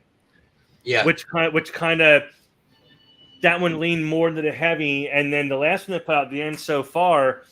That one wasn't one of their best, but the reason it wasn't one of their best is because it was their last their last contracted album through Roadrunner. It was pretty much the okay. We need to make an album to get out of the contract. We're going to put something out just to get it done and over with. See, I mean, I'm looking at it today, and the thing is, today with the music, I mean, I can't listen to the radio. And my big thing is, like, you listen to 102.9 now, and you're hearing the Guns N' Roses, and you hear Pearl Jam and Blink-182's. Yeah, Hello, Ninja Boy. You hear the same thing on that station you hear on 98. You hear the same songs on 98.1, 95.7, 102.9, MMR. Like there's like 5 or 6 stations playing like a 70 song playlist with like Elton John and the Eagles and the Stone Temple Pilots and all this shit from like the 70s to the 90s now, and no one's playing Cream. No one's really playing 60s stuff. No. And the thing is, the way that it's evolved now, I mean, look at some of these bands here that you have. You've got Falling in Reverse with Rodney Radke. I mean, which I'm not a huge fan. I Falling in Reverse. Nope, but I do like the newest song, Ronald. Yeah. There is just something about it, and the video. I like the style. I am not a fan of Rodney Radke, but then you got It's his fault. Do you know it's his fault that Six Flags that doesn't do metal shows anymore? Yeah, because he threw a microphone stand. He threw a mic stand in the fucking crowd and fucking cracked some girl in the nose with it. Yeah, shit. So it's But his then fault you've that got, like- Six Flags doesn't do metal shows anymore. You've got Motionless in White. I mean, Motionless in White. The singer looks like it looked like Rhea Ripley and Marilyn Manson's child. And it's just still just waiting for what I'm doing to start. What do you mean? What you're doing to start, Mr. Nast? So unfuzzed. But so the music today is just evolving, and it's just going like it's going to a newer thing, and it's just harder and harder to actually find real music that has been put out there and it is really worth the time. I mean, you know, I mean, a couple of the bands that were around, they went under, but they came back. Like Drowning Pool. Drowning Pool put that new lead singer in the frontman spot and came back with album with you know, songs like 37 Stitches or Enemy, and really fucking, you know, got things going. You know, they got their I'm at the event over in Philly for the day at the 2300 Arena. Oh yeah, it's the Battleground Wrestling. Yeah. Who I have been adamantly against for the longest time, and now that I found out they fired the guy that was a part of it, I will happily go to their shows now.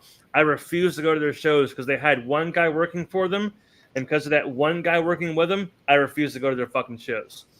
Off that side topic real quick, you know what I live around the corner from? What? The old ECW training facility. Oh, nice. Or not the ECW, the CZW. CZW, yeah. So real quick, we're gonna hop into this, staying on the music news topic. And as I said, this was, you know, Jeff had his little guessing game, so I'm gonna have mine now, and we're gonna skip through a lot of these, just kind of because there's let's say the top 20 of these things. I'm gonna jump out for a minute. I'll be back in a minute. Okay, well now wait till you to come back to do go this. ahead. I can hear it through the house. Go ahead. Okay, so it's all started because I came across this article where it had Elvis Presley's blue suede shoes were auctioned off, and they're auctioned off for $150,000. So it kind of got me thinking about the most valuable rock and roll memorabilia that has been sold at auction. So we're starting off with, and let's see if you guys can guess what you think the prices of these things were. Wait. Okay. Is Michael Jackson's tip of his nose in there from his Pepsi commercial where it fell off? I can make $1 million off of this. All right, so hello, puppy. Hello, Ninja Dog. Hello. So the first one is an authentic Beatles wig. One of the movies, or like a movie wig, or no, the one you could buy, like a wig, like a Halloween store wig. And in 1964, it retailed for $3, and it was auctioned off. What do you guys think it was auctioned off for? At least $1,000. say $2,500. $200. Okay. I was closest. Yeah, you were closest. Yes, Jeff, you were closest. Congratulations, Jeff. So wait, it was like, so it wasn't a wig a Beatle wore. It was part of their like merchandising. Okay. Pretty much, yes. Okay. Yeah. I thought this was. That's why I was asking if it was like something that they wore in a movie. So gotta be a little more specific. So You know, it must have been a Ringo wig because any of the other ones would have sold more. 100%. Absolutely. Ringo. So some of these, it's a mixture of things. It's a mixture of auction and valued at. So I'll make the difference as I'm reading them off. This next one is Rolling Stone magazine issue number 1. So the very first Rolling Stone magazine. In the plastic? Featuring John Lennon on the cover. It doesn't say. Okay. But it had John Lennon on the cover. And so what's the value, do you think, of the very first Rolling Stone? And this is on eBay. I should point out, this is on eBay, valued at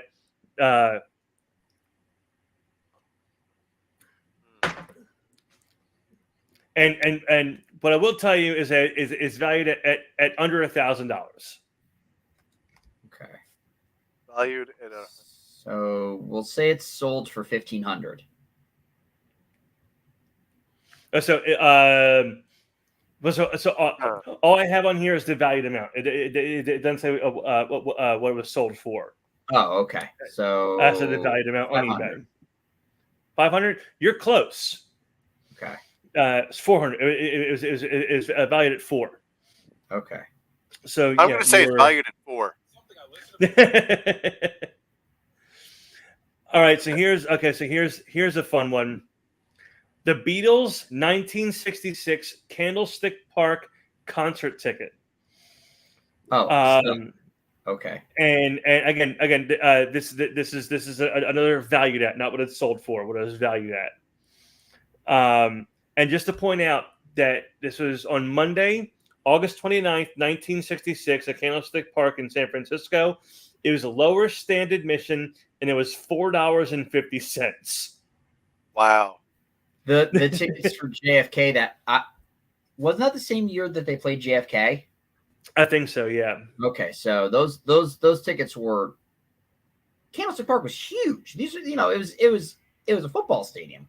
Yeah. The 49ers and Giants played there for decades. So you're talking about getting 65,000 people out there on a, that's what they did. They played state. That was so 65 was the Shea show. After that, I think they did a full stadium tour. So they were probably playing in front of 50 to 100,000 people a night for probably weeks on end in the summer. I'll say stub 450. I'm gonna say 450. Jeff, what do you think? The Beatles. 925. 925, $1,600. So Jeff, you're close. Is it like a time stub or something? It's not a competition. Okay. I figured anything Beatles would be up there, especially a concert ticket. I mean, people collect those like. It's not the stub. It's the full ticket. Okay. Yeah, that's what I mean. Like if it's unused. And then. So we'll go, and okay, this is going back to what we just talked about. This is a KISS wireless microphone. Among the rarest of KISS vintage toys, the Alcoin Company's 1979 wireless microphone let kids take center stage in their bedrooms and screech Detroit Rock City into the mic, which is transmitted and amplified through your own AM radio. And again, this was OG Bluetooth. Oh my God, this was to blow people's fucking minds back in the day. This was again a valued, not sold for. What do you guys think the AM transmittable KISS wireless microphone would sell for, or valued at? Probably about $1,000.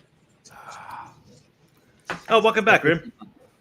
Yeah, I had to use a potty and take my one set of medication. That's all right. So you said $1,000. Marco, what do you think? I'll say 1,500. 1,500. Jeff? I'm going to say 150. 150? Yeah. $3,400. So I was close. Okay, got it. The numbers are starting to increase, so now I think we have to. Yes, yeah. So remember that as we go down, the prices are going to they're getting higher. So yeah, they're so here's the bad part of this. Kiss is obviously out of money because they are doing Applebee commercials. Yes. Oh my God! Wait, is that the one they did with the dwarf band? That was amazing. Yeah, but they're doing Applebee. No. That was Dr. Pepper. Yeah. Right. Yes. All right. So here we go. Well, are they out of money, or are they just trying to get a new set of fans so that they can keep making more money? Probably, yeah. Well, all right. So here we go. After that one story about Gene Simmons, they're kind of fucked right now. So Kiss, the whole band's taking the hit on that one. Oh, there you go. Okay. All right. So we're going to skip around here, but I'm going to go with this one because this kind of falls into the same thing. This is a Kiss remote-controlled van. I remember that. And it features imagery of the original 4 Kiss members. Yes. What is it valued at? Are we talking mint condition, or are we talking still in the box? Oh, the microphone went for 34. So I mean, you're probably talking $5-6 grand. I'll say 7,500. I'm gonna go with the other one was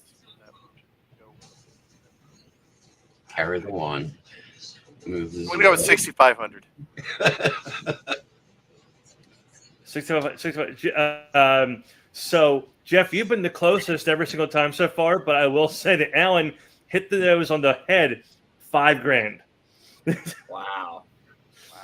Let's see here. Let's go. We're going to go down a little bit here, and we're going to. And I'll let you know that this is going to be. I'll let you know. Are these like actual things that people like? Are we actually getting to like Hendrix's guitar from like Woodstock, or like the amp or the amp that got destroyed on like the Smothers Brothers, or anything of like actual import? Or is it just like, so we'll go to this one. So here. So what's up? For the Kiss fan, was it mint condition? Yeah. It was still in the box. All right, so here's what I'm going to tell you. I'm going to tell you. I looked on eBay real quick. So if you want to get one with the box, $500 so far. Okay. All right, so now we know where to go. Just letting everybody know, right, eBay. You're that desperate. All right, so the Kiss van was number 15. Was number 15 on this list. It was $5,000. So I'm going to go all the way down. We're going to go to now number 10. So 5 spots down on the list. And this is going to be, this is a range. So it ranges from $1 amount to a different dollar amount. So anything in between will be the right answer. It is the Jimi Hendrix Experience Flying Eyeball concert poster. The Holy Grail 1960 psychedelic rock concert posters. And again, it's a varying price. It was limited to 105 copies. So it was only 105 in existence. That could easily go for like $1,500, $2 grand to the right collector. Oh yeah, I could see somebody paying at least $2 grand for that. I'm gonna go with 15,000. What did you say, Jeff? 15,000. And what did you say, Marco? I'll say 7,500. So Marco and Jeff are the closest. It ranges between $7,000 and $15,000. Sweet. All right, so here you go, Marco. You asked about things that were of any significance or super awesome stuff. Here you go.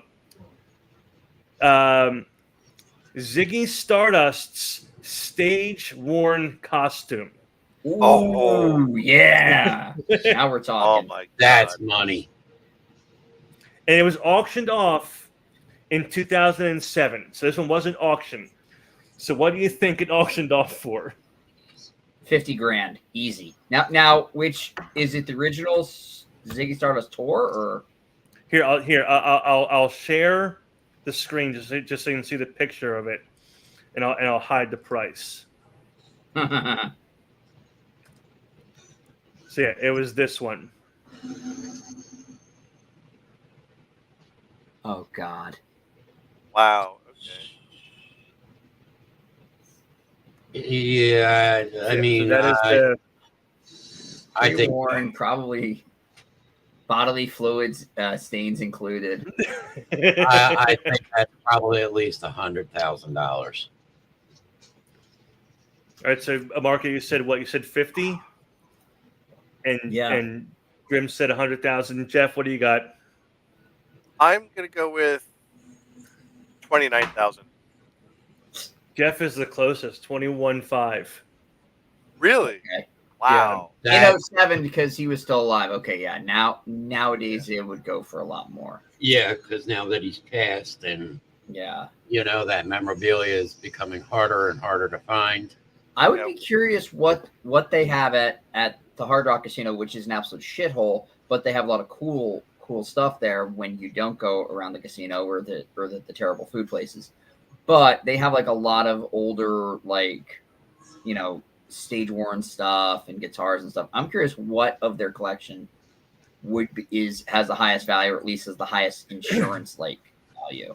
All right, so here we go. Now we're getting another Bowie thing, because we all know Ziggy Stardust was David Bowie. David Bowie's spacesuit worn as Major Tom in the music video for Ashes to Ashes. Ooh. And it was auctioned off, so it was sold. What do you guys think it sold for? Like 35. I'll go lower. I'll go 31. 35,000? Yeah. Yo. All right, Jeff, what do you think? Let's see. I said 29,000 for the one he wore on stage. Music video one. He actually wore it. I'm gonna say 50,000. So Jeff is the closest, but he's close but not by enough. $90,000. I was gonna say 100,000, but I'm like, jeez. All right, so now we're getting up there. Now we're in the top 5 of this. Right. So number 5 is the original artwork of the Rolling Stones tongue and lips logo. Wow. And this was also auctioned off. Now, what exactly is it? Is it so? Just like proof or? So it says, according to legend, the world's most famous rock and roll logo is directly based on Mick Jagger's enormous lips. Not necessarily so, says John Pache, the London Royal College of Art student commissioned by Jagger in 1970 to create a logo for the band concert tour programs. He recalls he was perhaps subconsciously inspired by Mick's oversized kisser, but more so the rebellious notion of sticking out one's tongue in authority. The first tongue lips logo, which first appeared on the Stones' 1971 album, Sticky Fingers. He was paid £50, and at a 2008 auction, the original artwork was lapped up for insert price here by London's Victoria and Albert Museum, where it is displayed today. So it is the actual artwork that was commissioned by Mick Jagger in the 1970s. $95,000. All right, Marco. I'll go 150. All right, Jeffrey. I'm not gonna go as high because I'll see if I can go to the low side. 92.5. Jeff got it exactly. 92.5. Wow. Are you kidding me? So first of all, the idea of it being in a cultural import museum after the Stones were being played on pirate radio in the 60s, and the fact that they were the anti-Beatles, and the Beatles shit the bed, and everyone's like, "Oh, well, that's annoying." It's like ridiculous, just conceptually. All right, so we're down to the last 4. And this is a big one. Elvis Presley's aqua blue vine jumpsuit. Oh, okay. Yes, so one of his stage worn jumpsuits. $0. Owning to the record price for an Elvis stage outfit. Not only is this gloriously gaudy jumper trimmed with turquoise and gold, it is heavily stained with the King's genuine sweat. So this is definitely Fat Elvis. This is definitely Fat Elvis stuff. No, 73, 74. Yeah, Fat Elvis. $0. Fat Elvis. Because at that point, Elvis was probably doing so much coke, he shit himself in that jumper too. $0. If I can go negative, I'm going negative. Jeffrey, what do you think? Smells like sweat, ass, and peanut butter. Actually,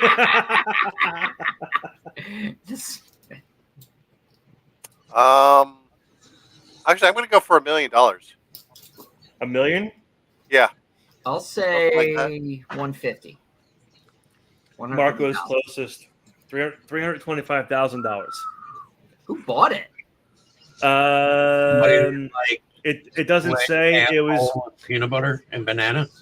It was bought It was bought at a 2016 Graceland auction.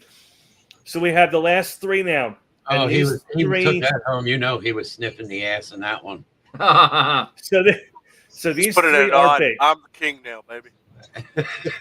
These three are big. I will tell you this. These are the biggest on this list. Number 3 is Janis Joplin's Porsche. I don't think you can. And it was auctioned off. It was auctioned. So it's valued. It wasn't auctioned, but it is on loan at the Rock and Roll Hall of Fame Museum. Okay. And then after 20 years on loan to the Rock and Roll Hall of Fame Museum, Joplin's siblings sold her car in 2005 at the Sotheby auction for insert price here. Sotheby's. Yeah, that one. There you go. Good job. Lynn's setting himself on fire. I am. I don't honestly think you could put a solid number on that, but I mean, somewhere's up to $600,000, $700,000. I mean, that is a priceless artifact. I mean, yeah, it's almost like Mercedes. almost like James Dean's Porsche. The whole wreck thing and everything. In its current condition, is worth probably more than this one. So I would probably go with 1.5 million. I'll go 425. Jeff was closest, 1.76 million. Now you know what? I want to look up what James Dean's car is worth. All right, last two. Bob Dylan's handwritten lyrics to "Like a Rolling Stone," and these were auctioned off. $2 million. 3.5. I'm gonna go with 5 million. Batman hit it on the fucking nose. $2 million. Oh. And then the last one, John Lennon's Phantom V Rolls Royce. And then here, I'll bring up the picture of it so you guys can see exactly what it looks like, and might help you guess the price easier.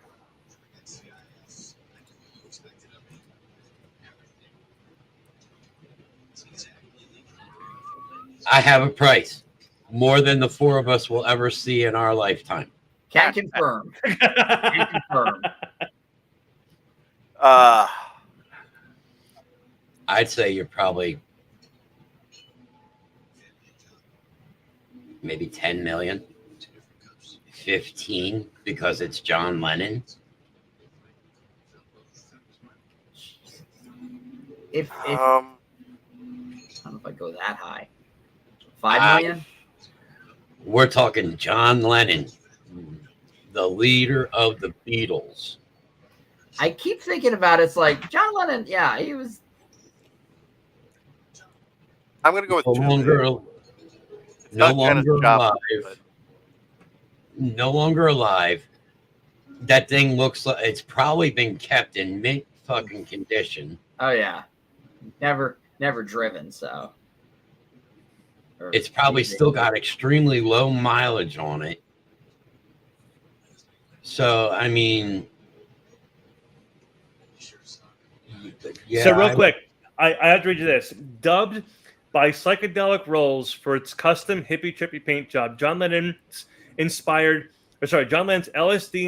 Beetlemobile was once attacked by an outraged English woman who, according to Lennon, smacked it with an umbrella and screamed, "You swine! How dare you do that to a Rolls Royce?" She's got a point. the English are very known for their very conservative tastes, and I'm sure she found it to be garish and horrific, and probably said, "Looks like a fucking tea cozy." Yeah, I'm gonna stick with You 2 bloody wanker! All right, so what's the prices? Let's hear them. 2 million. 5. You said what? You said 2 million, Jeff? Yep. All right. 5 million. And I said about 15 to 20. Jeff is the closest. I went for $2.3 million. Wow. It's those points that get me. That's actually lower than I thought it was going to be. Yeah, I mean, So it's just some of the things. It's like weighing it out. It's like, okay, it's this person here. And I mean, think about it. Like if you were to take a guitarist and say, let's take a guitarist like Randy Rhoads. What do you think Randy Rhoads' polka dotted Flying V would even sell for? he'd get 6 figures, but he's not as, as talented and incredible as he was and transformational. I'm trying to think like whose guitar would get the most. Probably either Eddie Van Halen, maybe Keith Richards. If you could get like if his guitar from like say the Let It Bleed album. When Keith Richards dies, you're going to actually be able to buy his body. So there's Oh yeah. And you know what? His organs are still going to be in pristine condition because how he's alive is a fucking miracle. I'm trying to go like what So would somebody posted what could on ever Facebook be like the highest like the highest selling thing. Maybe Somebody maybe posted on motorcycle Facebook the other from day. Purple Rain. Like I'm trying to think of like the cars instrument with the cars. So like what would be the most? What would be like the highest value artifact? Like, Well, I do know that Grimm is worth money because when it is my time, the metal that is in me from the accident is already been donated to the Muter Museum in Philadelphia. oh, good. So there you go. My metal will be, I will live forever. Next, I'm trying to get my skull on the wall. I'm trying to see, but yes, someone had posted up on Facebook the other day a picture, and it was a picture of all the musicians on the Titanic, and it's all musicians on the Titanic, and one survived. There was a picture of Keith Richards.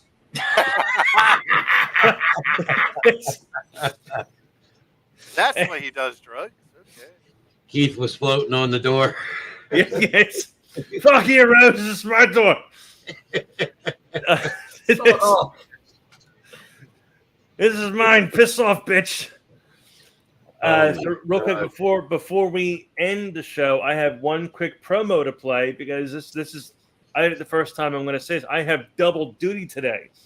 This show ends. I go to my actual real person job, and then I come back and I have the 2 Ps in the podcast show with Nick tonight, starting around 10:15ish. And I'll be also broadcasted right here on the Verge page and the Basement Show pages, so you can all tune in for that as well.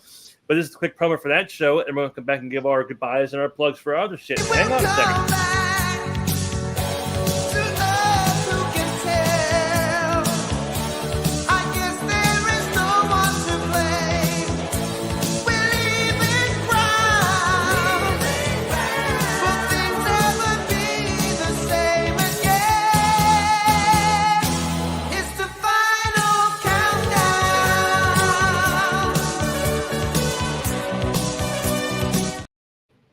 But yeah, tonight. That's horrible, by the way. That was that. If that was supposed to be AI, whoever came up with that needs to be executed.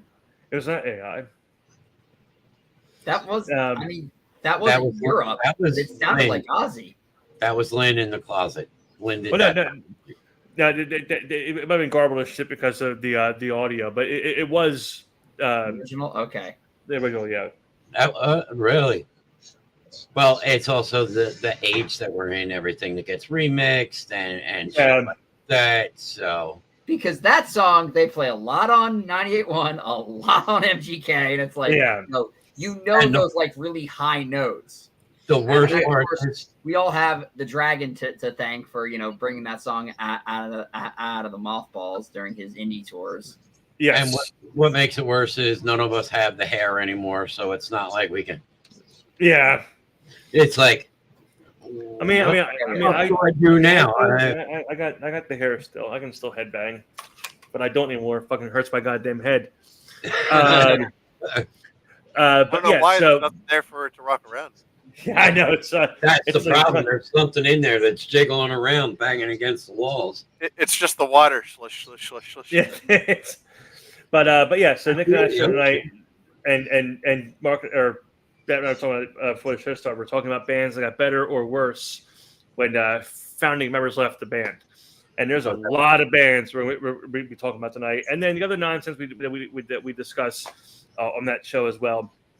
But yeah, so. Quick plugs, the usual stuff. You can follow us here on Facebook. Please give us a follow and a like. You can follow us on Twitch. You can follow us on TikTok. You can follow us on Twitter. I refuse to call it X. It's still Twitter to me. It's still Twitter to me, damn it! That's because you're all twits. And again, we're live every Saturday morning from 11 o'clock to 1 o'clock. You'll see these beautiful faces and maybe Jimmy. God, there goes the show. And Jeff, First what's your back, stuff? we're all retiring. I know your thing's coming back relatively soon, right? Your Cryptic Souls podcast. It is back. We just had the new episode drop from that should have been out last year. Turned out I missed one. We've just recorded 2 more, so they will be coming out soon. You can actually check it out over in the comment section. Oh, failed to post. Oh, never mind. Apparently you can't post. CrypticSouls.com. Cryptic with a K, Souls with a Z. Check us out. So there's my shameful plug. And post. Marco, do you have anything you want to plug? I'm trying to point to you. Here. I should make my own promo here. I don't know. I'm writing for the Philadelphia Tribune. You can actually read what I do on Mondays to Fridays when I'm not here yelling at these morons. You might actually learn something, but I'm doing so much stuff that I don't want to talk about on the show because it's like if it gets back to them, I might get fired, or it just be like, you know what, or that or the show goes viral and we wind up throwing the whole fucking election. It's like I don't want to deal with that. Let's do it. And then Alan, you have all kinds of shit that you do. Yes, that is true. So you can, as usual, you know that I am on the Basement Show. We do Monday through Friday. We are. You can find us on Facebook. You can find us on Twitch, YouTube, TikTok, Discord. If you want to get on the Basement Show Discord, message one of us over at the Basement Show. We will send you an invite to the Discord. Also, make sure that you check out Holand's Customs, and you can find Holand's Customs on Facebook, Instagram, and TikTok. If you can think it, we can make it. If you can dream it. It's kind of blurry, Jeff. There we go. CrypticSouls.com. There it is. And yeah, I mean, I do have that real quick. I can actually. There you go. Or you can find us at holandcustoms.com. Again, if you can dream it, we can make it. Let's see. What else is there? There's shows every night. The Reverend is on Friday nights at 9. Ladies' night starts at 8. Tuesday night, random guest. Wednesday night, Drago and Tink's Neverland starts at 8. Thursday night is the Expedition Show with Mr. Nast. Come check it out. Again, it will also be streamed. The Basement Show will be streamed on our platforms as well as Verge. And on Saturdays, you know that you will catch me here with these guys and maybe the guy that leads us into many other fucking directions and completely throws us off topic. And then real quick, I meant to bring this up earlier and I forgot. So we're kind of going to go through real quick with predictions because I forgot to bring it up. Today is Money in the Bank. Yes. So I'm going to go through the matches real quick. And I know, Jeff, you're not really versed in the current wrestling scene. So just pull out one or the other. So the first match is going to be the first match is the men's Money in the Bank, which is going to be LA Knight, Drew McIntyre, Carmelo Hayes, Drew McIntyre, fucking Chad Gable, Jey Uso, and Andrade. So who you guys got winning the men's ladder match? Go ahead, Guru. Who? The Wyatt Six. I wish. I'm gonna go main event Jay because I think that is going to further the bloodline storyline. That's going to bring back Roman. When Roman comes back and beats the shit out of Solo, when Solo's got the title, takes the title off Cody, Jay cashes in, and that furthers the bloodline. By the way, this may be the single greatest storyline in the history of wrestling ever. Yeah, I mean, come on. Are you really saying? Unreal. Are you saying this is the best storyline ever? I mean, are we forgetting about Vince McMahon's illegitimate midget leprechaun son? I mean, come on. How can we say this is better than that? Or Mae Young giving birth to a hand? This is legitimately, and the funny part about it is this could have caused a schism in WWE the way the NWO did. It's not. It's bringing more people to the product, and the way it's being handled, step in, step out. And the fact that there's like 35 more fucking Anoys in the background, half of them looking just like their dads. It's like, okay, you can pretty much run a promotion out of those matches. Next match is women's Money in the Bank. Chelsea Green, Zoe Stark, Naomi, Tiffany Stratton, Ladder Valkyrie, or Io Sky. I'd like to see Valkyrie. I think Valkyrie? it's 50 time. I think she's got the fucking rocket. She has the rocket, and they're gonna try to run her ass as much as they can. Because with the men's match, I'd like to see Jay get it, but I think for some reason that they're going to put LA Knight over.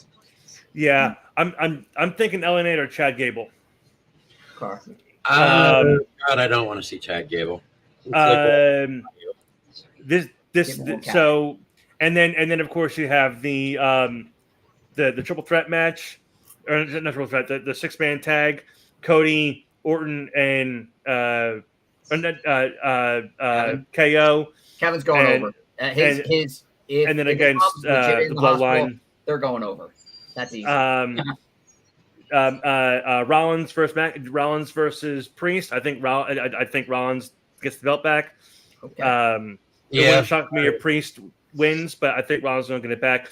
But here's the one that kind of throws me for a loop a little bit, and that is it's the toss-up. Sami Zayn versus Braun Breaker for the IC title. Does Sami overcome Breaker, or does Braun win the IC belt? I think it's Braun Breaker. Yeah, I mean, this is going to be. He's ready for his. This is going to be. It's again the show is only having 5 matches, which is I think it's great because it gives more time. You're not rushing through 12 matches. Well, you got and cutting time. This is our only one for like a month or two now. Yeah, because everything else before they go to SummerSlam. But then wait, when's the show in Germany? There's a show in Berlin. Is that Labor Day weekend? SummerSlam, yes, that is going to be Germany's SummerSlam. So yeah, I'll say Bash in Berlin is That's going to be August 31st. Okay. So that's okay. So and then they've sort of SummerSlam moved is also Labor Day up, or they moved SummerSlam up in the schedule, which I think I'm not. Yes, SummerSlam is August 3rd. Right. And then Bash in Berlin is August 31st. Right. And then they go into the fall schedule and the build up to by Survivor Series. If they fully bought into the War Games, the Survivor Series is now War Games matches. So here's my armchair booking for that. Armchair booking, and then we'll bounce off. Alan, do you have our closing song ready by chance? I can actually go and get it, and I can just share it. Okay. So the fantasy booking in me, the armchair booker, is like you said, Marco. Bloodline versus Bloodline, Civil War, War Games. Bloodline 2.0 goes over. Rock comes out, reveals he's the one giving the orders to Solo Sikoa, which will lead into Mania Night 1 to figure out who's going to go after Cody Rhodes for the championship, and then Night 2 they main event with Cody. You think you think Cody's going to have the title the entire time? Yes, I think he's going to have it. I always thought that Jay wins. I hope he does. I hope Jay wins. That's off, but which then sets off if he goes to Sunday nights. But then there's the other part is the whole King and Queen of the Ring wrestling in their championship matches at SummerSlam adds another element to it. So it does, yes. But anyway, also it's Heatwave Sunday. And NXT has just been absolutely scorching on fire. It's absolutely fun as heck to watch. Very excited for that too. But Mr. Grimm, bring up our closing song, and we will see you guys next Saturday. Enjoy the rest of your day, and bye-bye. Oh, that was fun.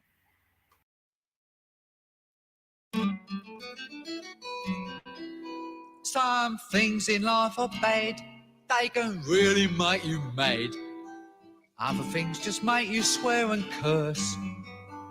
When you're chewing on life's gristle, don't grumble, give a whistle. And this'll help things turn out for the best.